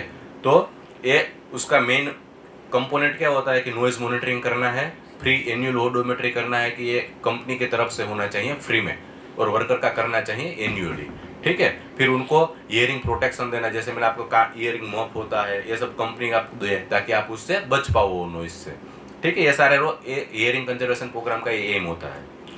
फिर अभी इसमें इंजीनियरिंग कंट्रोल होते हैं, एडमिनिस्ट्रेटिव कंट्रोल होते हैं। इंजीनियरिंग कंट्रोल में क्या होता है, नॉइस डैम्पिंग जैसा है कि वहाँ पे वो जो मशीन है वो नॉइस कर रही है तो उसका मेंटेनेंस सही तरह से किया जाए, या तो कुछ उसमें ऐसा कंपोनेंट पार्ट्स हम सुझाव देते हैं कि यहाँ पे ये ज़्यादा जनरेट कर रहा है तो आप इसको थोड़ा सुधार सकते हैं, ये इसको रिप्लेस करके। फिर एडमिनिस्ट्रेटिव कंट्रोल मतलब जो आपके सुपरवाइजर है या तो जो एडमिन देखते हैं आपकी कंपनी का पार्ट, तो उनको क्या करना चाहिए, जॉब रोटेशन करवाना चाहिए, उसका शिफ्ट का करना चाहिए, वर्क रेस्ट साइकिल देना चाहिए, ये सारे कंट्रोल है। फिर लास्ट में हम ट्रेनिंग प्रोग्राम करते हैं कि आपका जो हमने यहाँ पे रिसर्च किया तो इसमें हमें ये फाइंडिंग्स मिली है तो आपको क्या सावधानी बरतनी होगी, ये हमारा मेन मकसद होता है, ठीक है। जैसे ये सारे बोला, इसमें सबसे अच्छा जो होता है, मोस्ट इफेक्टिव होता है ईयर मॉप, जो आप पूरा का पूरा कान ढक देते हैं ना, उससे ही होता है। बाकी आप दूसरे यूज़ करते हो तो उससे कोई होता नहीं।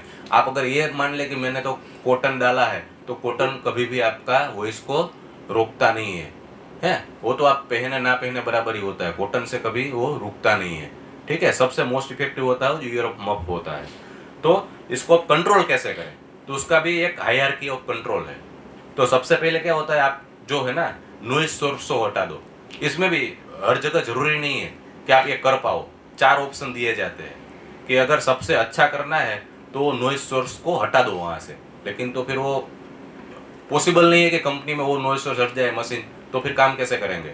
फिर दूसरा उसका हायरकी होता है कि removal of individual from exposure, मतलब आप वो आदमी को वहां से एक्सपोजर से हटा दो। अगर वो भी पॉसिबल नहीं है तो इंजीनियरिंग कंट्रोल और एडमिनिस्ट्रेटिव कंट्रोल देते हैं। अगर वहां पे भी पॉसिबल नहीं है तो फिर उसको बोलते हैं लास्ट में पीपीई यूज करो। या पीपीई जो है वो लास्ट है, लास्ट ऑप्शन है। पीपीई मतलब क्या हुआ, आप जो ईयर मफ पहने हो, ईयर प्लग पहने हो, ये सब उसको पीपीई बोलते हैं, पर्सनल प्रोटेक्टिव इक्विपमेंट, ठीक है, वो लास्ट ऑप्शन है, ठीक है। फिर कुछ रिस्पॉन्सिबिलिटी वर्कर की होती है, कुछ रिस्पॉन्सिबिलिटी आपका कंपनी का होता है। तो वर्कर का क्या होता है कि आपको हियरिंग प्रोटेक्शन जो कंपनी देती है वो पहनना चाहिए, है वो आपके लिए देती है। आप बोलते हैं कि हमें तो ये अच्छा नहीं लगता है, हमें मज़ा नहीं आता है, तो ये आपको मजा लेने के लिए वो नहीं होता है, आपका कान बचाने के लिए होता है। वो आपके लिए कंपनी कर रही है तो आपको अगर दे रही है तो आपको वो यूज़ करना चाहिए, ठीक है। फिर अगर आपको पीरियोडिकली कंपनी के से साल में एक आध बार अगर आप हाई नॉइज में है तो चेकअप करना चाहिए, तब पता चले कि आपके में कोई भी हियरिंग लॉस है कि नहीं है, ठीक है।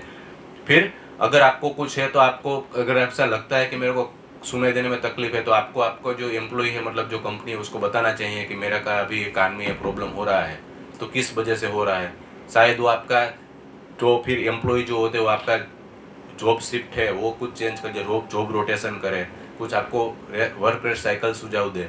ये सब एम्प्लॉयर्स का रिस्पॉन्सिबिलिटी, मतलब वो कंपनी का रिस्पॉन्सिबिलिटी होता है।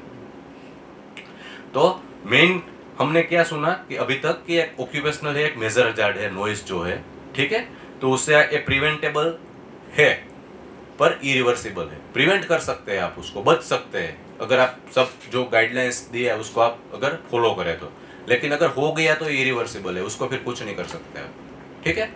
तो और प्रोटेक्टिव मेजर जो मैंने बोला वो की है, वो की रोल करता है कि अगर आप वो प्रोटेक्टिव मेजर यूज करेंगे तो आप उससे बचे रहेंगे, ठीक है। तो सभी का इसमें रोल है, ऐसा एक नहीं वर्कर का है, एम्प्लॉयर का है, रेगुलेटर जो गवर्नमेंट एजेंसी है वो अवेयरनेस करे, तो तीनों का मिला के रोल होता है, ठीक है। तो हियरिंग कंजर्वेशन प्रोग्राम में अगर आप हाई नॉइज पे काम कर रहे हो तो वो जरूरी है। अभी मैं जनरल टर्म्स पे यूज करता हूँ कि आप अब देखते हैं, आप अब आज की जनरेशन, इवन वर्कर्स भी मैंने देखा है, हम बहुत सारे गुजरात नहीं पूरे इंडिया में बहुत सारे इंडस्ट्रीज में स्टडी करते हैं, वर्कर कान में ईयरफोन लगा के काम करते हैं, ठीक है, करते हैं। और यंग जनरेशन देखो तो ट्रैफिक में जाते हैं, बाइक पे जाते हैं तो लगा के जाते हैं, तो ये बहुत डेंजर होता है। क्यों, ये यहाँ पे मैंने देखा है, क्या आपका जो पहन रहे हो ना, इससे इतनी सारी बीमारी हो सकती है, ईयर इन्फेक्शन हो सकता है आपके, फिर थोड़े टाइम के बाद ईयर पेन होगा, ठीक है, ब्रेन को भी डैमेज कर सकता है, ठीक है, साइकोलॉजिकल प्रॉब्लम होगा, डिजीनेस मतलब आप चक्कर आना कभी, ये सब धीरे धीरे ये चालू हो जाएगा। तो अगर आप करना भी है यूज तो काम के समय तो करना ही नहीं है, क्योंकि वो फिर मशीन का आवाज और आपको पता ही नहीं चलेगा कोई आपको बोल रहा है क्या हो रहा है, उससे सबसे ज़्यादा एक्सीडेंट उसी से होता है, ठीक है। और अगर करना है, मतलब जैसे आप घर पे भी सुनते हो तो उसका भी एक गाइडलाइन है कुछ कि 60 dB मतलब 60% वॉल्यूम से अप नहीं जाना चाहिए, 100% रख के आपको कभी सुनना नहीं है, ठीक है। और ब्रेक लेना है बीच में, 1 घंटा सुन लिया तो फिर उसको निकालना है। कोई लोगों की आदत होती है वो सो जाते हैं, सुनते सुनते ही सो जाते हैं, ठीक है, तो वो बहुत आपका कान को डैमेज करता है। मतलब आप कान डैमेज होता है, सिर्फ कान डैमेज नहीं होता, ये याद रखना, वो कान कहाँ तक गया, आपका ब्रेन तक गया है, तो ब्रेन भी आपका साथ साथ डैमेज हो रहा है, ठीक है, क्योंकि वो पूरा नस जो अपना होता है एक्सटर्नल टू इंटरनल सीधा ब्रेन में जाता है, ठीक है। तो ये सब चीज़ों से दूर रहना है जितना हो सकता है उतना, ठीक है। ये जैसे ईयरफोन बोल दिया कि ये सब लाउड स्पीकर हो गया सबसे। फिर एनवायरनमेंट का अगर आपको प्रोटेक्शन करना है तो ट्रीज मस्ट, ट्रीज जो है ना नेचुरल एब्जॉर्बेंट ऑफ साउंड है, ये नॉइज को बहुत सारा अपना सोच लेता है, मतलब वो कंट्रोल करता है, ठीक है। फिर ऐसा ना हो, देखिए अगर कान बिगड़ गया तो मैं थैंक यू बोलूँ तो आपको कुछ कुछ वर्ड ही सुनाई देता है, तब मतलब ये हुआ कि आपका कान ठीक नहीं है, ठीक है। क्वेश्चन अगर आपको है तो हम लास्ट में 5-10-15 मिनट जो भी अलाउ करेंगे वो देंगे, क्योंकि अभी दूसरा प्रेजेंटेशन हम स्टार्ट करते हैं, वरना टाइम ज़्यादा है नहीं अपने पास।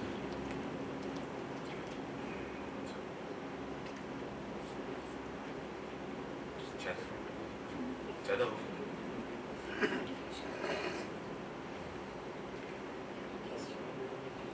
ठीक है।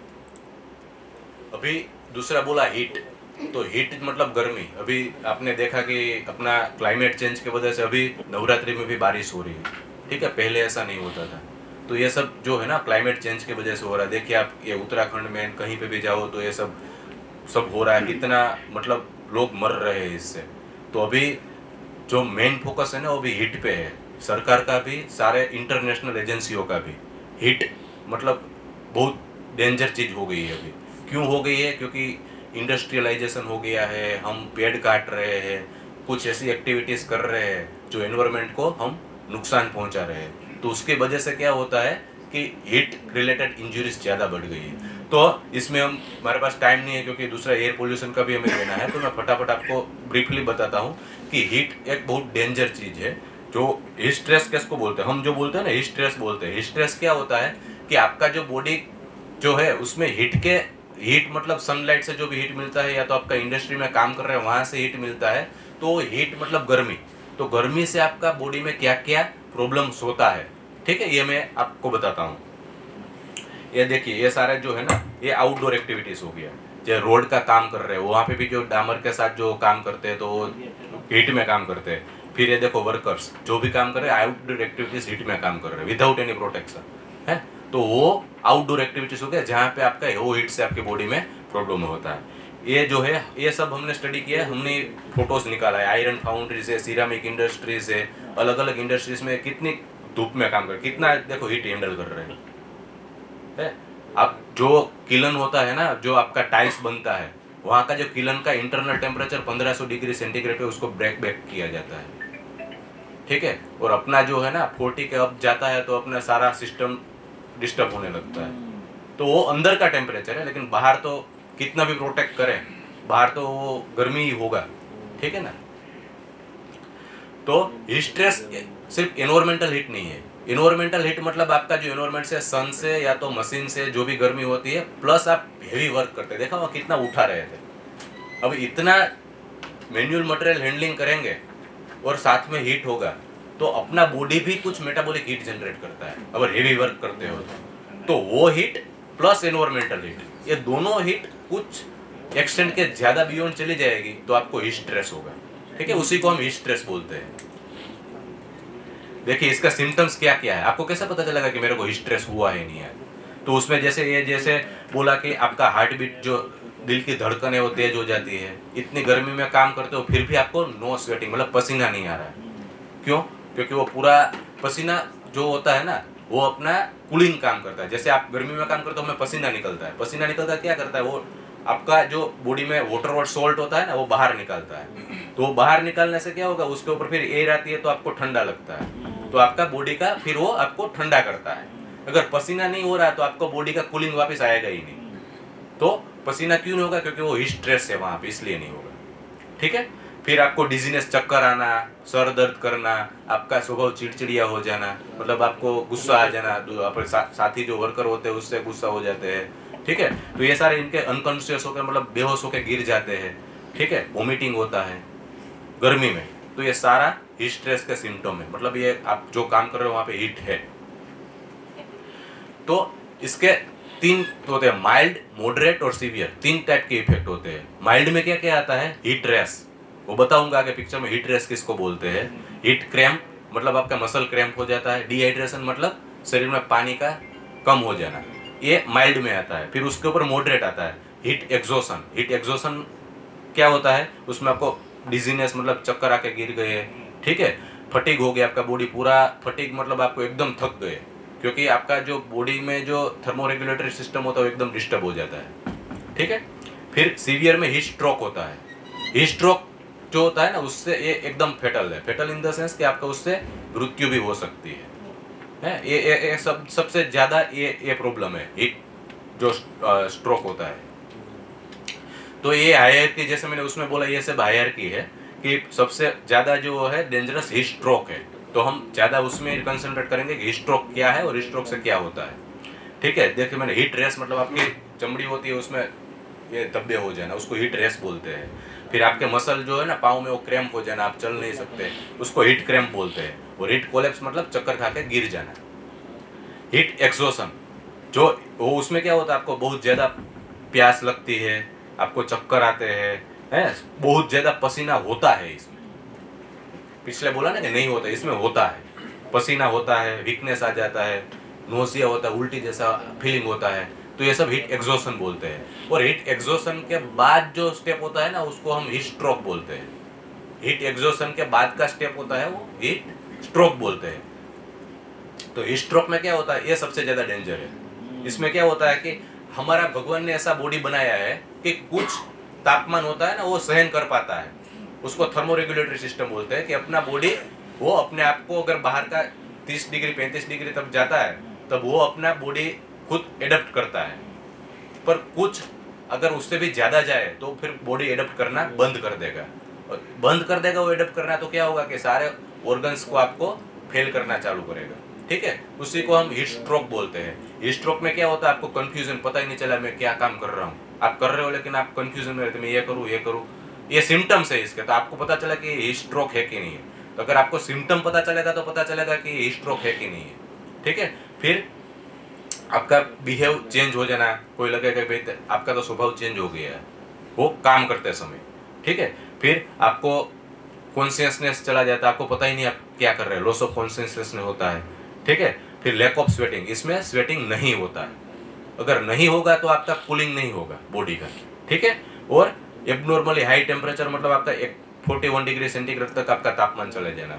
ठीक है, और एकदम सूखी चमड़ी हो जाना, ये सब हीट स्ट्रोक के निशान है। इसका ट्रीटमेंट क्या होता है कि जो भी वर्कर, अगर आपको पता चलता है कि हीट स्ट्रोक है इसको, तो उसको सीधा आपको कुछ छांव में ले जाना है, उसके ऊपर ठंडा पानी करना है। वो बेहोश हो गया है तो उसके ऊपर पहले ठंडा पानी छिड़को, फिर तुरंत उसको एम्बुलेंस लेके अस्पताल ले जाओ। क्योंकि इससे अगर ध्यान नहीं दिया तो आपका ऑर्गन फेल्यूर चालू हो जाएगा, हार्ट को भी जैसे वो स्टॉप कर देगा या तो फिर दूसरे ऑर्गन डैमेज करेगा। तो अगर आपको ये सब सिम्टम्स मैं समझा इसलिए रहा हूँ कि अगर काम करते समय किसी भी वर्कर को, आपके साथी वर्कर को कभी ऐसा सिम्टम हो तो सीधा ये सब आप ठंडे में ले जाए, उसको एयर मूवमेंट वहाँ पे, अगर वहाँ पे भीड़ नहीं होना है, उसको एयर आने देना है, तो उसको आप एयर आने का सर्कुलेशन, एयर का सर्कुलेशन होने दीजिए, उसके ऊपर ठंडा कुछ पानी छिड़काव कीजिए, फिर आप एम्बुलेंस को तुरंत कॉल कीजिए। ठीक है, तो ये सब वो अगर टेम्परेचर बढ़ता है तो आपका वर्क का कैसे एफिशिएंसी डिक्रीज होता है, ये इसके रिलेटेड है। ठीक है, अभी आपके हेल्थ पे क्या इम्पैक्ट आएगा, जैसे मैंने बताया डिहाइड्रेशन हो जाएगा, आपका कंसंट्रेशन बहुत कम हो जाएगा, आपको मसल क्रैम्प हो जाएगा, मतलब स्नायु में खिंचाव आ जाएगा। ठीक है, आप बेहोश होकर गिर जाओगे। ठीक है, तो अगर ये सब होगा तो आपका वर्क जो प्रोडक्टिविटी है उस पर भी इफेक्ट होगा। तो आपकी वर्क प्लेस पे क्या इफेक्ट होगा, तो आपका प्रोडक्टिविटी मतलब कार्य करने की क्षमता कम हो जाएगी। ठीक है, फिर आपका एक्सीडेंट होने का चांस बढ़ जाएगा, क्योंकि आप मान लीजिए काम कर रहे हैं कोई मशीनरी के साथ और चक्कर आके, इतनी गर्मी में कर रहे हैं, चक्कर आके गिर गए और वो मशीन चालू है, तो आपका क्या हो सकता है। तो ये सब इसलिए मैं बोल रहा हूँ कि ये बहुत डेंजर है, तो ये सब चीज़ों का आपको ध्यान रखना है। ठीक है, फिर किडनी और हार्ट का डिसीज भी हो सकता है इससे। अब इसको मेजर कैसे करेंगे, तो उसका जो एक मशीन है उसको बोलते हैं हीट स्ट्रेस मॉनिटर। ये एक रिसर्च ग्रेड इक्विपमेंट है। इसमें जो है ना कि ये एक इक्विपमेंट है, इसमें आपको पता चलेगा कि आपका वेट बल्ब ग्लोब टेम्परेचर कितना है, ये सब इसका पैरामीटर है। हीट इंडेक्स कितना है, इसके ऊपर जैसे हमने नॉइस का नहीं सुना कि इतना डीबी है, तो आपको ये सावधानियां बरतनी होगी। तो इसी तरह से इसमें भी अगर आपका जो एनवायरमेंटल का हीट है वो कितना है वो आपको पता चलेगा, तो आपको पता चलेगा कि ये अगर आप बहुत गर्मी में काम कर रहे हैं कि नहीं कर रहे हैं। ठीक है, तो ये जो बोलते हैं ना, ये एक इटाली का इक्विपमेंट है, एक यूएसए का इक्विपमेंट है, रिसर्च ग्रेड इक्विपमेंट है। इसमें जो आप गोला देख रहे हो तो वो देखता है कि आपका डायरेक्ट सनलाइट में कितना एक्सपोजर आ रहा है, फिर एयर वेलोसिटी कितना है, हवा का गति कितना है, ड्राई बल्ब टेम्परेचर कितना है, वेट बल्ब कितना है, ये सब आप ये इक्विपमेंट से पता चलता है। और ये पता चलता है कि ये हम 8 घंटे के लिए उसमें रखते हैं जहाँ पे वर्कर काम करता है वहाँ। ठीक है, फिर उसके जो पैरामीटर आते हैं उसको बोलते हैं WBGT इंडेक्स।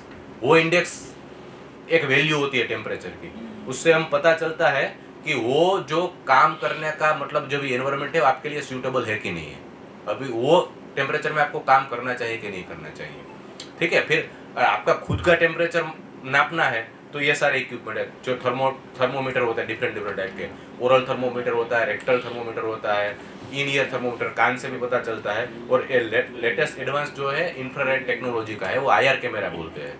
ये एक स्वीडन का जो बीच वाला है ना, वो एक स्वीडन का एक इक्विपमेंट है, वो सीधा आपका फोटो खींचेगा तो पूरे बॉडी में आपका हीट मैपिंग करेगा कि कौन से पार्ट में कितना टेम्परेचर है आपका। इसका मैं इमेज बताऊँ, देखिए है ना, ये इसको इंफ्रारेड कैमरा बोलते हैं।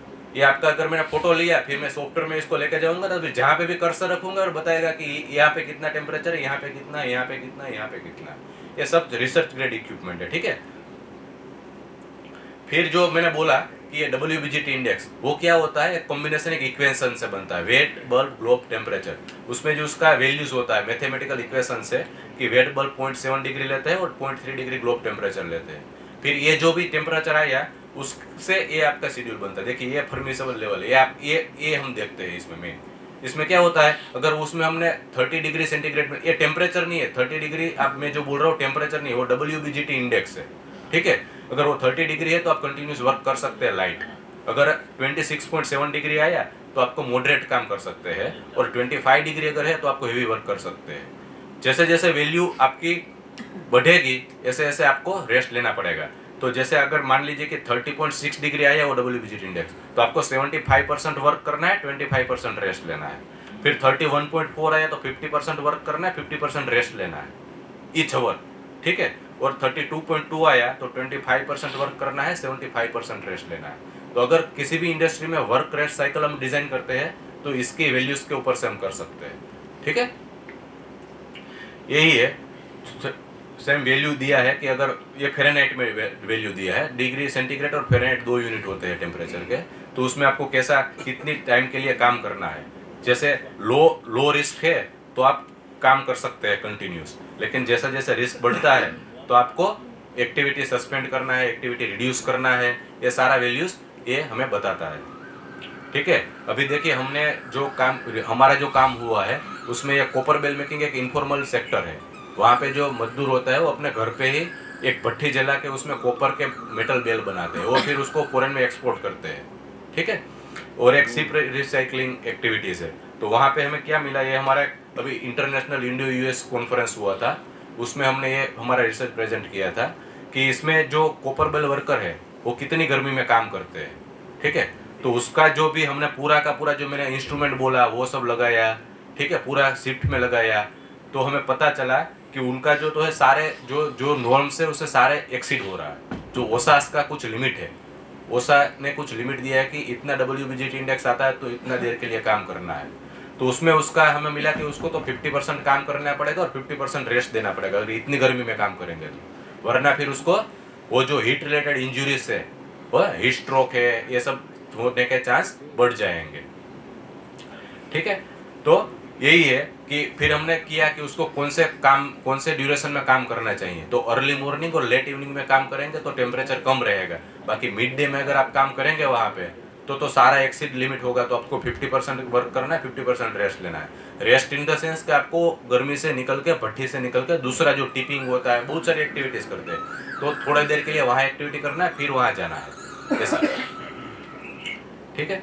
तो ये इसमें क्या चीज है कि आपका ऑक्यूपेशनल हेल्थ और प्रोडक्टिविटी का एक मैंने चार्ट बनाया है। उसमें क्या है, जैसे ही WBGT इंडेक्स जो टेम्परेचर बढ़ता है तो वर्कर अगर वहाँ पे फिजिकल लेबर मतलब अपना काम स्टॉप नहीं करेगा तो क्या होगा, उसका प्रोडक्टिविटी तो डिक्रीज होगा, उसका कार्यक्षमता तो डिक्रीज होगा, साथ में हेल्थ का रिस्क बढ़ जाएगा, ठीक है। अगर वो WBGT इंडेक्स बढ़ रहा है और अगर वर्कर अपना फिजिकल लेबर कम करता है तो प्रोडक्टिविटी तो कम होगा लेकिन उसका हेल्थ रिस्क कम हो जाएगा, ठीक है। तो आप बच पाओगे उससे। तो उसमें भी बहुत सारे स्ट्रेटेजीज होता है, जैसे इंजीनियरिंग कंट्रोल है, एडमिनिस्ट्रेटिव कंट्रोल है और अपना पर्सनल प्रोटेक्टिव है।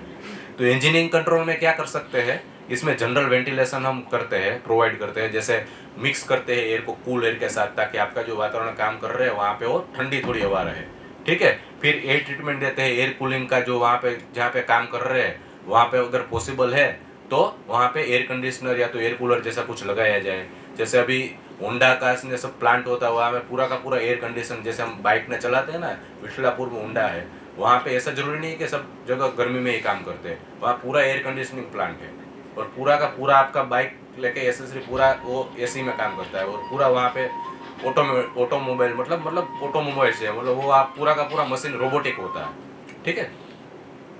फिर आपका जो है एडमिनिस्ट्रेटिव कंट्रोल में क्या होता है कि जो आपका इंडस्ट्री की तरफ से क्या स्टेप लिया जाना चाहिए, जैसे उसको ठंडे मतलब जो कूलर है वो ठंडा पानी उनको गर्मी में दिया जाए, ठीक है। फिर आपका जो भी, क्योंकि अपना शरीर कुछ काम करता है तो मेटाबॉलिक हीट प्रोड्यूस करता है, मैंने पहले बताया। तो जो गर्मी में बहुत फिजिकल हेवी एक्टिविटीज है उसको कम किया जाए, ठीक है। और कम मतलब 2 घंटे के लिए ज़्यादा दे सुबह और 2 घंटे के लिए शाम को ज़्यादा दे, बाकी जो मिड टाइम है वहाँ पे आपका फिजिकल जो लोड है उसको कम किया जाए, ठीक है। फिर आपको रिकवरी एरियाज जो है वो दिया जाए कि अगर आपका लंच ओवर है तो कुछ ऐसी जगह पे अरेंज करें जहाँ पे कुछ कूलर वूलर लगाया जाए, शेड हो, ताकि वहाँ पे आपका गर्मी कम हो। और जो भी है वर्क रेस्ट साइकिल दिया जाए। वर्क रेस्ट साइकिल कहाँ से आपका मिलता है, जो वहाँ पे हमने WBGT जो इक्विपमेंट रख के जहाँ पे आपको टेम्परेचर मेजर किया, वहाँ से आपको पता चलेगा कि इसको कितना % रेस्ट देना है और कितना % वर्क करना है। उसके ऊपर से वो वर्क रेस्ट साइकिल को फॉलो करना चाहिए। फिर एक्म्पलाइजेशन प्रोग्राम होता है। इसमें क्या होता है कि जो एक्सपीरियंस वर्कर है और गर्मी में काम कर रहे हैं उनको क्या करना है, पहले दिन 50% हीट एक्सपोजर देना है, दूसरे दिन फिर वो बढ़ाना है 60%, फिर तीसरे दिन उसको 80% देना है, फिर चौथे दिन उसको 100% काम कर सकता है। अगर नया वर्कर है, न्यूली ज्वाइन है, उसको हीट का कोई मालूम ही नहीं है, पहले से नहीं कर रहा है, सडनली नया ज्वाइन किया है, तो उसके लिए क्या करना चाहिए कि 20% काम फर्स्ट डे पे देना चाहिए हीट में, फिर धीरे धीरे दूसरे दिन 40%, 60%, 80% और फिर 100%। तो धीरे धीरे अगर आप कोई भी चीज करेंगे तो आपका बॉडी उसके मतलब एक्म्प्लाइड हो जाएगा। वो जैसे बोलते हैं ना कि अगर आप डेली काम करोगे तो आपका बॉडी में इतना दर्द नहीं होगा, और अगर कोई कर नहीं रहा है, हम अभी यहाँ पे बैठे चेयर में काम कर रहे हैं और दूसरे दिन एग्रीकल्चर एक्टिविटी करने जाएंगे, कुछ खेत में काम करने जाएंगे तो पूरा बॉडी थक जाएगा अपना। तो एक दिन में ना हो कि आप धीरे धीरे धीरे करोगे तो बॉडी अपना उसका हैबिचुअल हो जाएगा, ठीक है, उसको एक्लेमेटाइजेशन बोलते हैं। फिर एडमिनिस्ट्रेटिव कंट्रोल में क्या होगा, आपको हीट स्ट्रेस के बारे में इंडस्ट्री को ट्रेनिंग देना चाहिए कि इसका क्या क्या सिम्टम है, इसका हीट से आपको क्या प्रॉब्लम हो सकता है, ये सब आपका इंडस्ट्रीज को करना चाहिए ताकि आपको पता चले कि आपको कितने गर्मी में कितना काम करना चाहिए, ठीक है। फिर आपको क्या करना चाहिए, अपनी ओर से 15-20 मिनट में पानी पीना चाहिए अगर बहुत हीट है तो, ताकि क्या होगा आपका जो बॉडी में पानी का जो लेवल है वो कम ना हो। उससे क्या होगा कि आपका जो हीट रिलेटेड इंजुरीज है वो आपको कम हो, ठीक है। फिर क्लोथ पहनते हो तो ऐसा नहीं है कि जींस का कपड़ा पहन लिया, फिर वो कॉटन के क्लोथ्स करोगे तो आपका एयर सर्कुलेशन ज़्यादा होगा, ठीक है। और आपको कूलिंग जो जैकेट है कि कैप है ये सब आपको पहनना चाहिए। तो ये सब चीज़ें आप हीट स्ट्रेस को प्रिवेंशन करने के लिए ध्यान रख सकते हैं। जैसे कोई भी कैफीन है, अल्कोहल है, वो सब यूज़ ना कीजिए उस टाइम पे, ठीक है। आपका कॉटन का क्लोथ्स यूज़ कीजिए, ठीक है। फ्रीक्वेंटली आप हाइड्रेटेड रहिए, पानी पीते रहिए, ये सब उसके प्रिवेंशन टेक्नोलॉजी से। फिर आपको ये सब मैंने ऑलरेडी बता दिया, वर्कर को क्या करना चाहिए, एम्प्लॉय को क्या करना चाहिए। ये एक हमारे इंस्टीट्यूट ने एक जो है जैकेट डिज़ाइन किया है। अगर ये पहन के काम करते हैं ना तो इसमें क्या होता है, एक जैकेट आपको पहन लेना है और उसके अंदर एक आइस के छोटे छोटे क्यूब्स रख देते हैं। वो क्यूब्स में क्या होता है कि पूरी बॉडी में वो आपका ठंडा पानी घूमता है। वो घूमने से क्या होता है कि आपका जो बाहर का टेम्परेचर है उससे अंदर का जो टेम्परेचर है वो 15 डिग्री तक सेंटीग्रेड तक रिड्यूस हो जाएगा। मान लीजिए कि आप 40 डिग्री पे काम कर रहे हैं तो आप अंदर 25 डिग्री तक का फील करेंगे, ठीक है। एक ICMR ने ऑलरेडी पेटेंट कर दिया है और अभी IITs के साथ इसका कोलैबोरेशन चल रहा है कि ताकि इसे मास स्केल में प्रोडक्ट किया जाए। और अभी दूसरा, ये तो पुराना टेक्नोलॉजी होगी, हमने वर्कर को ध्यान में रखते किया था कि वो आइस क्या चीज़ है कि इजीली अवेलेबल है, उसमें आपको कॉस्ट नहीं आएगी। अभी हम दूसरा पेल्टियर इफेक्ट पे काम कर रहे हैं। अभी वो IoT के साथ कोलैबोरेशन करके ऐसा बना रहे हैं कि आइस की जगह कुछ एक इलेक्ट्रॉनिक चिप्स रखा जाए जिसको पेल्टियर इफेक्ट से बोलते हैं। तो वो अगर वर्कर को पहना दे गर्मी में तो उसको गर्मी महसूस नहीं होगी, मतलब 30 डिग्री है तो भी वो 25 डिग्री ऐसा काम कर रहे ऐसा फील होगा। तो जो हीट रिलेटेड इंजुरीज है उसको कम किया जाए। ये एक NIOH की तरफ से हमने एक प्रोटोकॉल डिज़ाइन किया था। फिर जैसे हम उसको अवेयरनेस ट्रेनिंग प्रोग्राम हम वर्कर को देते हैं, सारे देखिए वर्कर को हम बताते हैं कि लोड कैसे हैंडल करना है, ठीक है, ये सब। फिर ये देखो कूलिंग गारमेंट का हम आयरन फाउंड्रीज में ट्रेनिंग दे रहे हैं। फिर जहाँ के ये सब कौन कौन सी चीज़ों पे उनको क्या, ये सब हमने हमारा रिसर्च के बाद हम इनको वहाँ पे जाके इंडस्ट्री में अवेयरनेस सेशन देते हैं कि आपको ये करना चाहिए। आइडियली हमारा मोटो ये रहता है कि आपको वो चीज़ अगर आप प्रिवेंट करना है तो आपको पता होना चाहिए कि इससे मेरी बॉडी में क्या इफेक्ट आता है। अगर आपको पता ही नहीं है तो आपको फिर वो प्रिवेंशन कैसे कर सकते हैं। तो स्ट्रेस जो है वो एक सीरियस डिसीज है, उसको आप प्रिवेंट कर सकते हैं अगर आप कुछ स्टेप, मैंने जैसे बोला एडमिनिस्ट्रेटिव कंट्रोल है, इंजीनियरिंग कंट्रोल है, ठीक है, ये सब आप लेंगे तो ठीक है। Thank you.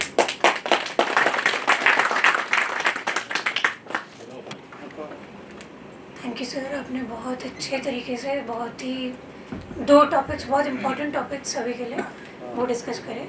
अभी पर अब हम लोग मोहम्मद इद्रिस शेख सर को बुलाएंगे, वो प्रेजेंटेशन दे रहे हैं एयर पोल्यूशन पे।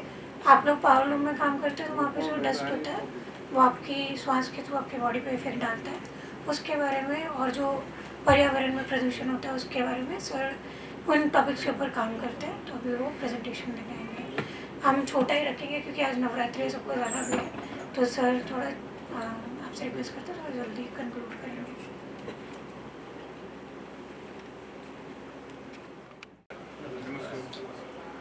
संजय भाई ने अच्छा इन्फॉर्मेशन आपको दिया, सबके काम में आएगा।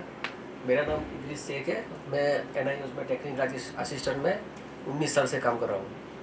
मैं आज आपको एयर पोल्यूशन और उसके जो हेल्थ इफेक्ट कितने हैं वो आपको समझाने वाला हूँ। आपको ज़्यादा समय आपका नहीं लूँगा, मैं 5-10 मिनट आपका लूँगा, ठीक। अपने जो हवा लेते हैं वो शुद्ध है क्या अशुद्ध है वो हमको इतना पता नहीं होता। जो भी अपने काम करते, जहाँ भी इंडस्ट्री में अपने अलग अलग जगह काम करते हैं, या फिर अपना ऑक्यूपेशन कोई भी है, घर पे जो है गृहिणी काम करती है, खाना पकाती है, बराबर, वो हवा में कितना पॉल्यूशन है, कितना प्रदूषित वातावरण है वो हमको पता नहीं होता। मोस्ट ऑफ वो लोगों को पता नहीं होता। तो वो अगर हवा के अंदर कुछ प्रदूषित चीज़ें अगर मिल जाती है, बराबर, तो उसको बोलते हैं एयर पोल्यूशन। एयर पोल्यूशन अगर इंडस्ट्री में कहीं जाते हैं, इंडस्ट्री में कहीं पर धुआं निकलता है, केमिकल्स इंडस्ट्री है, बराबर, अलग अलग इंडस्ट्री है, वहाँ से धुआं निकलता है। आप रास्ते में जाते हैं तो वहाँ से जो व्हीकल्स का जो एग्जॉस्ट निकलता है वो धुआं निकलता है, तो वो सब चीज़ों से अपना को धुआं इफेक्ट करता है, एयर पॉल्यूट करता है, ठीक है।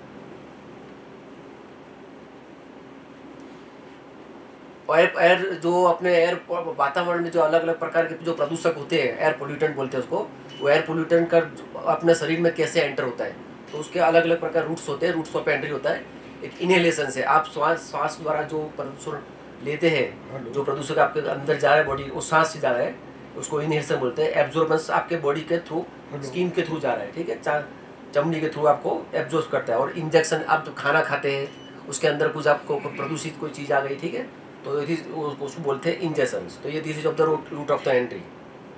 टाइप्स ऑफ पॉल्यूटेंट, तो अलग अलग प्रकार के पॉल्यूटेंट होते हैं। उसमें प्राइमरी आते हैं, प्राथमिक और सेकेंडरी आते हैं। प्राथमिक में क्या क्या आएगा, तो प्राथमिक में PM10 अलग अलग प्रकार के वो कण होते हैं जो हवा में फैले हुए कण होते हैं, जो 2.5 उसका माप होता है, 2.5 और 10 उसको बोलते हैं, वो प्रकार के कण होते हैं। फिर कार्बन डाइऑक्साइड आता है, मोनोऑक्साइड आता है, सल्फर डाइऑक्साइड आता है, नाइट्रोजन ऑक्साइड आता है, ठीक है, एमोनिया आता है, फिर वोलेटाइल ऑर्गेनिक कंपाउंड आता है। और सेकेंडरी पॉल्यूटेंट में क्या आता है, जो कुछ रिएक्शन जो स्मोक आता है, जो स्मोक बोलते हैं उसको, और O3 ओजोन वायु आपने सुना होगा, ठीक है। ये अलग अलग प्रकार के टाइप है।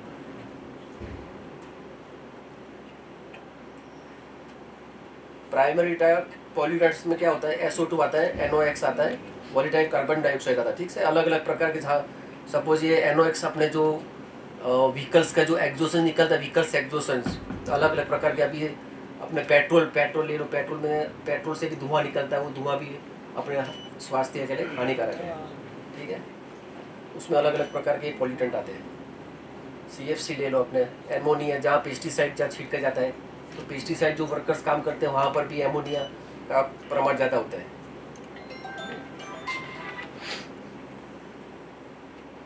सेकेंडरी पॉल्यूटेंट में ओजोन आएगा। ओजोन वायु जो अपने ग्राउंड लेवल पे ओजोन वायु होता है। ओजोन क्या करता है, जो अपने एनवायरनमेंट में जो होता है, सनलाइट आता है, और सनलाइट को जो हीट निकलती है, रेडिएशन जो बोलते हैं, उसको रोकने के लिए ये ओजोन लेयर होता है। तो ओजोन का भी प्रमाण अगर ग्राउंड लेवल पे ज़्यादा होता है, जहाँ पर इंडस्ट्री है, सब कुछ है, तो ठीक। ये एयर पोल्यूशन कहाँ से, उसका सोर्स कहाँ से आता है, तो अलग अलग इंडस्ट्री, वेस्ट बर्निंग होता है, फिर व्हीकल एमिशंस होता है, बराबर, पावर प्लांट्स वहाँ से आता है। फिर इंडस्ट्री, अलग अलग इंडस्ट्री से वो निकलते हैं, तो उसको बोलते हैं सोर्स, कहाँ से उसका उत्पन्न होता है वो। Burning of the fossil food, जहाँ पर पेट्रोलियम जो प्रोडक्ट बनती है, एग्रीकल्चर एक्टिविटी होती है, फार्मिंग होती है, जो पेस्टिसाइड जहाँ पर छिड़का जा रहा है, माइनिंग ऑपरेशन जो होता है जहाँ माइनिंग किया जाता है, और exhaust from the factories and industries, तो वहाँ पर भी इसका प्रमाण ज़्यादा होता है। फिर sources for indoor air pollution, जहाँ पर अभी कई गांव में है वो चूल्हा जलाते हैं, बराबर, जो कोलसे से चूल्हा होता है, तो चूल्हे के अंदर जो धुआं निकलता है, चूल्हे से जो खाना पकाया जाता है, उसमें से जो धुआं निकलता है, उसमें भी कई जात के केमिकल्स होते हैं। तो वो केमिकल भी अगर वहाँ पर जो लेडीज़ काम करती है, बच्चे आसपास जो खेलते हैं, तो उनको भी असर करता है। ठीक है, टोबैको में भी केमिकल्स है, निकोटीन आता है। डस्ट ले लो, आउटडोर एयर, वुड, पेपर, जहाँ पर पेपर बर्निंग होता है, बराबर, जहाँ पर वेस्ट जो बर्न करते हैं उसको जलाते हैं, तो जलाने के टाइम पे जो धुआं निकलता है, तो उसमें से भी कोयले का जो होता है वो उसको इफेक्ट करता है इसको। अगरबत्ती ले लो आप,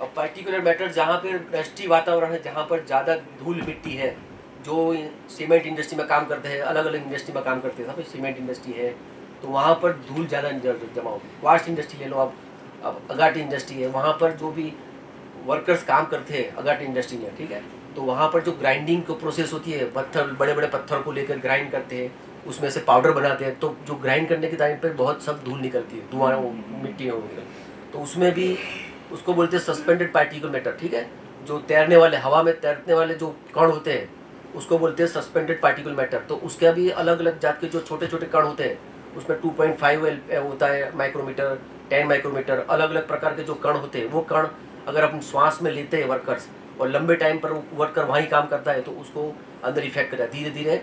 सपोज हम क्वार्ट इंडस्ट्री में हम काम करते हैं, तो क्वार्ट इंडस्ट्री में 90% सिलिका होता है, 90%।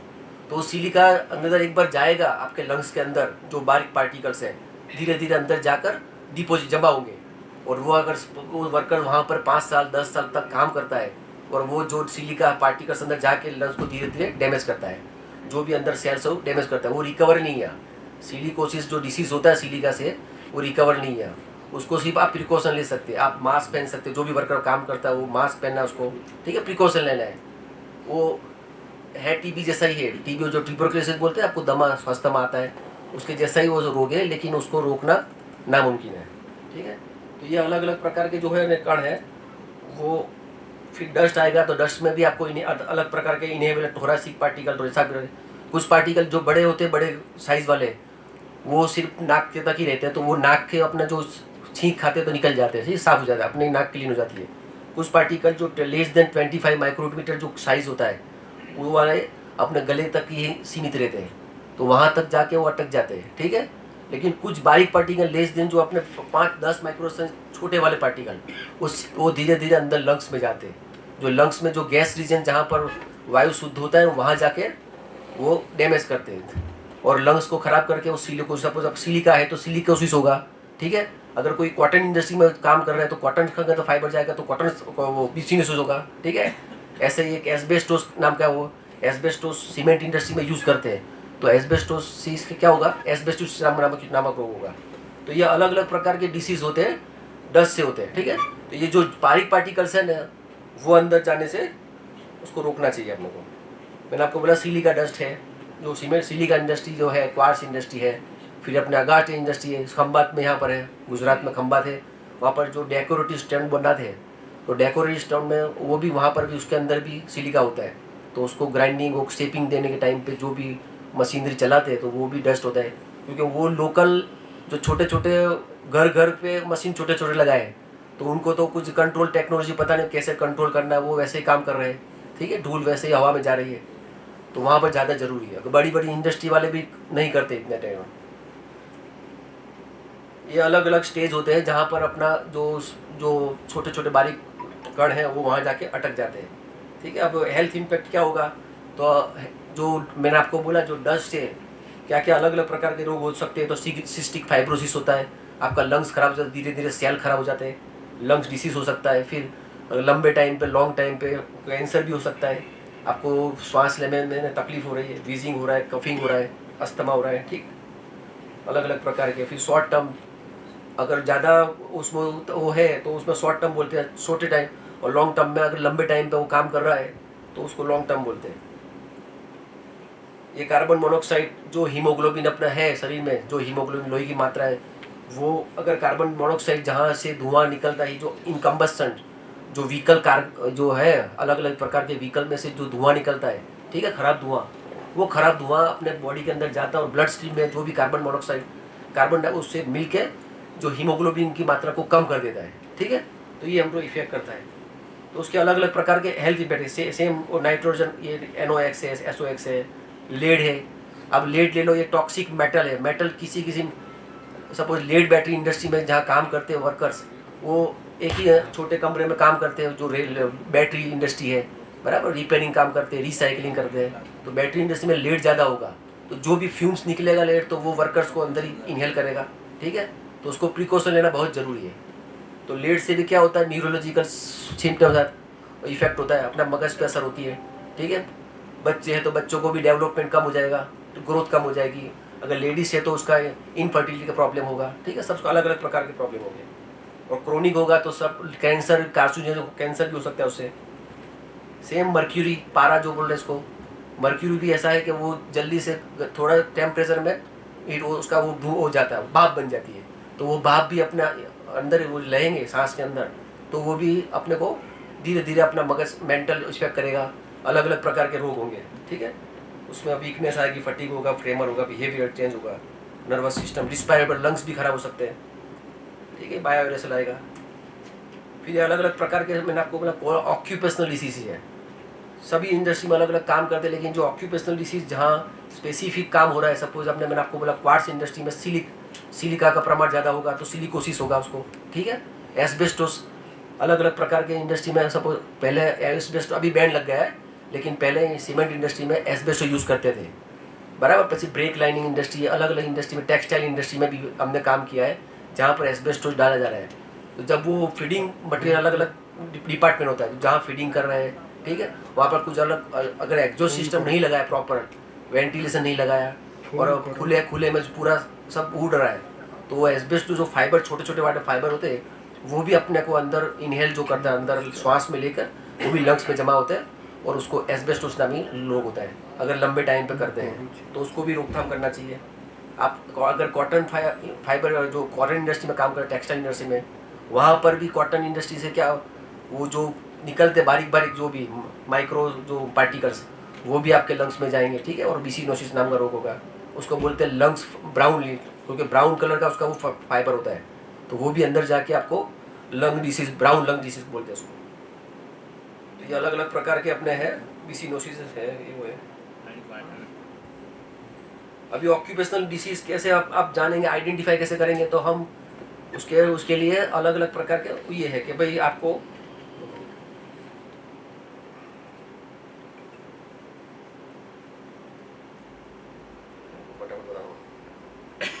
उसका स्क्रीनिंग करेंगे। अगर हम किसी इंडस्ट्री में कोई काम करता है वर्कर्स, तो हमको उसको क्या लेने पड़ती है, हिस्ट्री लेनी पड़ती है कि उसको कौन से प्रकार का वो हेल्थ इफेक्ट होगा, बराबर, कौन सा प्रकार का वो वर्क एनवायरनमेंट में काम करता है। तो उसके लिए हमको आइडेंटिफाई करने के लिए उसकी हिस्ट्री लेंगे। आप कब कितना टाइम से काम करते हैं, कितने टाइम एक ही जगह पे काम करते हैं, बराबर, आप पूरा प्रोटेक्शन लेके काम करते हैं, वैसे करते हैं, तो पूरा हिस्ट्री लेके उसके बाद जो डिसीज़ आइडेंटिफाई करते हैं कि आपको यही रोग है, उसके फिर एक्सरे भी लेते हैं। जो मेडिकल टीम हमारी होती है, वो मेडिकल टीम क्या करती है, आपका एक्सरे लेंगे, आपका जो छाती का टेस्ट करेंगे, ठीक है, अलग अलग प्रकार के टेस्ट करके फिर उसके बाद नक्की होगा कि ये वर्कर को ये डिसीज़ है, तो उसके रोकथाम के लिए फिर हम आपको सजेस्ट करेंगे, आप इस तरह आपको प्रिवेंट करना है आपको।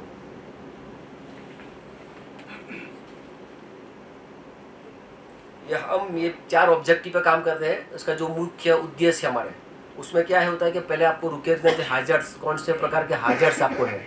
अभी सर ने बताया, संजय सर ने, कि उसमें फिजिकल हाजर्स आते हैं, बराबर, नॉइस आ गया, वाइब्रेशन भी आता है, आपका हाथ वाइब्रेट हो रहा है नहीं हो रहा है, फिर हीट आ गया, तो ये सब ये हाजर्स आते हैं। फिर रासायनिक केमिकल में आते हैं, तो केमिकल में भी है आपको टॉक्सिक मेटल से मर्क्यूरी, लेड है, बराबर, जो मेटल्स धातु बोलते हैं उसको, धातु, तो वो धातु जो इंडस्ट्री, मेटल इंडस्ट्री में काम करते हैं, वहाँ पर उसका इफेक्ट ज़्यादा होगा। तो वो उसका हमको पहले रिकॉग्नाइज करना, कौन सा प्रकार का ये केमिकल्स वहाँ पर है। उसके बाद हमको इवेल्यूट करना है। इवेल्यूट करने के लिए क्या करना है, तो हमको अलग अलग प्रकार के हमारे पास इंस्ट्रूमेंट है, तो उससे हमको मेजरमेंट पता चलता है कि कितना प्रमाण है आपके इंडस्ट्री में, कितना उसका प्रमाण है। अभी सर ने बताया ना कि भाई नॉइज़ का प्रमाण इतना होना चाहिए, हीट का इतना होना चाहिए, तो ऐसे ही केमिकल का भी कितना होना चाहिए। उसके बाद कंपेयर करना स्टैंडर्ड से कि भाई वो प्रमाण अगर जो सब ने एक एजेंसी गवर्नमेंट उसने नक्की किया कि इतना होना चाहिए, थ्रेशोल्ड लिमिट वैल्यू बोल रहे हैं, इतना लिमिट होना चाहिए, अगर उस लिमिट से बाहर गया तो वो नॉइज़ पोल्यूशन भी होगा, ठीक है, हीट स्ट्रेस होगा। तो अलग अलग स्टैंडर्ड्स नक्की किया है सबने। तो वो स्टैंडर्ड्स के अगर बाहर जा रहा है तो आपको फिर वो क्या करना है, प्रिकॉशन लेना है, कंट्रोल करना है। कंट्रोल कैसे करना है तो मैं आपको बता रहा हूँ बाद में। ये अलग अलग प्रकार के हाजर से केमिकल भी आता है, बायोलॉजिकल भी आएगा। इसी इंडस्ट्री में आप कॉटन की मैं काम करते हैं, कॉटन में बैक्टीरिया भी होते हैं, जो फाइबर के अंदर बैक्टीरिया भी आते हैं, तो बैक्टीरिया के भी हम प्रमाण जान सकते हैं। हमको एयर से कलेक्ट करके उसमें से जो बैक्टीरिया होते हैं वो हम लेबोरेटरी में तपास करते हैं, तो हमको पता चलता है कि भाई उसके अंदर बैक्टीरिया भी है, ठीक है। तो इसी प्रकार के अलग अलग प्रकार के बायोलॉजिकल, अर्गोनॉमिक्स अलग अलग प्रकार के हैं। ये मैंने आपको बोला ना, आपको कितना प्रमाण है वो जानने के लिए अलग अलग प्रकार के इंस्ट्रूमेंट है। सपोज हमको डस्ट का लेवल देखना है तो उसके लिए हमारे पास एयर सैम्पलर है, अलग अलग प्रकार के इंस्ट्रूमेंट है, तो इससे हम प्रमाण जान सकते हैं। इससे भी हम मेटल, ये बड़े ICP है, MS है, FTI है, अलग अलग प्रकार के सिलिका का प्रमाण कितना है सब कुछ जान सकते हैं। ये हम जो डस्ट लेवल करते हैं, तो डस्ट लेवल में क्या होता है, पर्सनल एक्सपोजर आपका खुद का, जो एक वर्कर काम करता है इंडिविजुअल, उसका कितना एक्सपोजर है पूरा कितना, और बाहर एम्बियंट अपने आसपास जो है वो कितना है, वो भी हम पता कर सकते हैं, ठीक है। ये ऐसे उसको सैंपल लगाते हैं, ठीक है। ये सब एयर क्वालिटी स्टैंडर्ड्स है। स्टैंडर्ड्स कितना होना चाहिए, तो ये AQI करके है एक एयर क्वालिटी स्टैंडर्ड्स, वो कितना होना चाहिए, तो 100 तक आपका जो 100 तक होना चाहिए वो सेफ़ है, उसके ऊपर गया तो अनसेफ है, ठीक है, ऐसा होता है। ये आप एप्लीकेशन भी देख सकते हैं, आपके मोबाइल में जो है ना AQI करके एप्लीकेशन है, वहाँ से आप चेक कर सकते हैं ये इंडिया में कितना है, दिल्ली में कितना है, आपके एरिया में कितना है, सब कुछ देख सकते हैं आप, ठीक है। ये अलग अलग प्रकार के स्टैंडर्ड्स है, एयर पोल्यूशन स्टैंडर्ड बोलते हैं उसको, ठीक है। अब एयर पोल्यूशन कंट्रोल करने के लिए अपने क्या करना पड़ता है, तो जो इंडस्ट्री में जो है, अगर वेंटिलेशन ठीक से प्रॉपर नहीं तो उसको क्या हुड लगाना है, एग्जॉस्ट सिस्टम लगाना है, उसको पूरा धुआं के जो भी फ्यूम से खींच ले, ठीक है। और अलग अलग प्रकार के चैम्बर्स, डस्ट कलेक्टर सब आता है, वो तो लगा सकते हैं। फिल्टर बैग आती है, ठीक है, फिल्टर बैग, एब्जॉर्बेंस कंपीस, जो अलग अलग प्रकार के एक बैग फिल्टर आता है जिसमें पूरा धुआं खींच जाता है और बाहर किसी वो एक्सपोजर कम हो जाए। एक स्क्रबर आता है, ये सोर्स है, एयर पाथ है और रिसीवर है, ठीक है। ये भी सर ने बताया, ऐसे ही हमको एलिमिनेशन क्या करना है, अलग अलग प्रकार का कंट्रोल मेजर है। सबसे स्टार्ट कहाँ से, एलिमिनेशन, फिर होगा वो प्रोडक्ट को रिप्लेस करना है, फिर इंजीनियर कंट्रोल आएगा, एडमिशन कंट्रोल आएगा, और PP लास्ट में PP आपको मास्क लगाना है, ठीक है। अलग अलग प्रकार गम बूट लगाना है, ठीक है। एडमिशन कंट्रोल आएगा। ये अलग अलग प्रकार के PPE है, गूगल्स हो गया, ये हो गया, रिस्पायरेटर, कुछ सपोज गैस में काम करते हुए एसिड निकलता है, वहाँ से जो गैस निकलती है, एसिड गैस, तो वो वैसे सादे मास्क को आप नहीं चलेगा, इसको बोलते हैं रिस्पायरेटर। ये आपका जो एसिडिक जो फ्यूम्स होता है वो कलेक्ट कर लेगा, वो जो आपका सादा मास्क होगा वो काम नहीं करेगा, ठीक है। ये हमने खंबात में जो आपको बोला है, अगाटी इंडस्ट्री में काम किया है, उसका ये फ़ोटो है, प्रोसेस फ़ोटो है। फिर हमने जैम इंडस्ट्री में काम किया है, टेक्सटाइल इंडस्ट्री में काम किया है, वहाँ पर हमने जो मेजरमेंट किया था, बैटरी इंडस्ट्री में काम किया है, ठीक है। ये क्वार्ट्ज इंडस्ट्री में आपको आप देख सकते हो, ये पूरा ये धुएं में काम कर रहा है, इसको हमने यहाँ पर एक एग्जॉस्ट सिस्टम लगाकर उसको कंट्रोल किया था हमने। और ये ठीक है, नहीं हो गया। एक स्टडी ऐसा किया था, silica flour mill without and with exhaust लगाने के बाद और उसके पहले उसके कितना कंट्रोल हो सका, ये 93% हम कंट्रोल कर सके थे। तो एक हमारा एक डिवाइस लगाया था वहाँ पर, वो डिवाइस लगाने के बाद कितना कंट्रोल हुआ, ये स्टडी हमने किया था एक, ठीक है।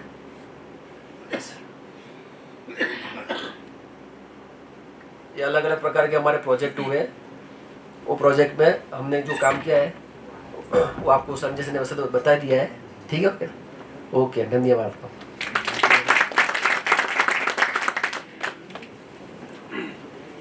थैंक यू सर, बहुत जल्दी रैप अप किया आपने, thank you so much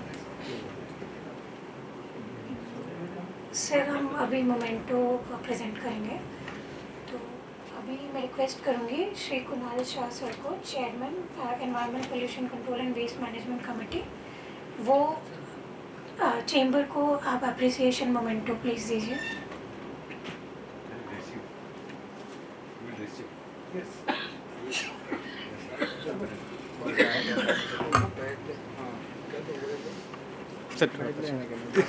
done आवे खोल गए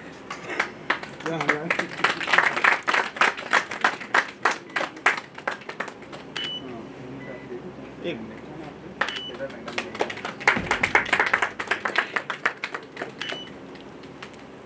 अब मैं रिक्वेस्ट करूँगी सर प्लीज़ आजीविका ब्यूरो को एक certificate of appreciation as well as memento आप प्रेजेंट करिए।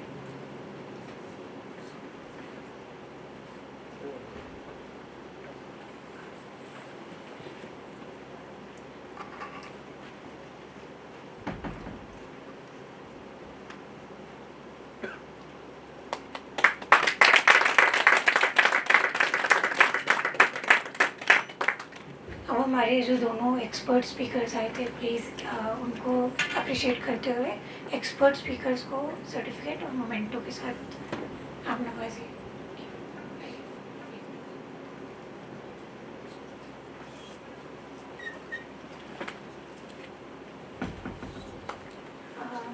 Shri Sanjay Kotaria technical officer D ICMR environment,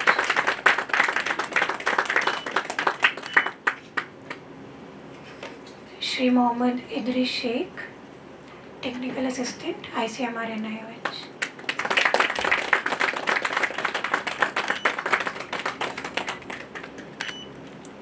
अब एक बार आप सबके लिए तालियां। Thank you. आप सब लोग आए अपने हेल्थ का यहाँ पे आपका टाइम निकाला उसके लिए धन्यवाद आप सब लोगों का। तो आज का ये जो पूरा प्रोग्राम था इसके लिए बहुत इम्पोर्टेंट सब्जेक्ट, बहुत इम्पोर्टेंट विषय पर आज का ये प्रोग्राम जो हुआ है, मुझे लगता है कि चैम्बर के करीब 85 वर्ष के इतने साल में NIH पहली बार शायद यहाँ पे आया होगा, ICMR पहली बार शायद यहाँ पे आया होगा, और शायद पहली बार है मेरे सभी साथी जो हमारे पावर लूम वर्कर्स हैं, ये सभी आज पहली बार चैम्बर में आए हैं। तो आप सभी का स्वागत भी करता हूँ और आभार भी करता हूँ, क्योंकि आप जिस इंडस्ट्री में काम करते हैं, आप जहाँ काम करते हैं, उसी सब्जेक्ट पर आज ये बहुत बड़ा प्रेजेंटेशन दोनों एक्सपर्ट्स ने दिया है। और एक जगह जो है, ये जो प्लेस है, ये चैम्बर ऑफ कॉमर्स का प्लेस है। चैम्बर ऑफ कॉमर्स एक बहुत बड़ा इतिहास धराता है ना, अपने आप में बहुत ऐतिहासिक जगह है ना, और पूरे इंडस्ट्री को रिप्रेजेंट करने का ये प्लेस है। और वहाँ पे आज करीब 50 से ज़्यादा लेबर यहाँ पे बैठे हैं, तो मैं बहुत आपका आभार व्यक्त करता हूँ। और chamber of commerce, NIOH, ICMR, ministry of environment, forest, climate change, government of India और SGCCI का मैं तहे दिल से आभार व्यक्त करता हूँ कि यहाँ पे आज इस प्रोग्राम को हमने पूरा कंडक्ट किया और आप सभी पार्टिसिपेट हुए, इसके लिए मैं आपका खूब आभार व्यक्त करता हूँ। आप सभी के लिए इस तरह के सर्टिफिकेट लाए गए हैं यहाँ पे, तो आप सभी को यहाँ से सर्टिफिकेट कलेक्ट करके जाना है, ठीक है। और फर्स्ट फ्लोर पे आप सभी के लिए नाश्ते की व्यवस्था की गई, तो आप सभी अल्पाहार ले, ऐसी आशा व्यक्त करता हूँ। आप सभी का पुनः खूब आभार, धन्यवाद। Thank you very much. With this, we are announcing the closure of the seminar. Thank you.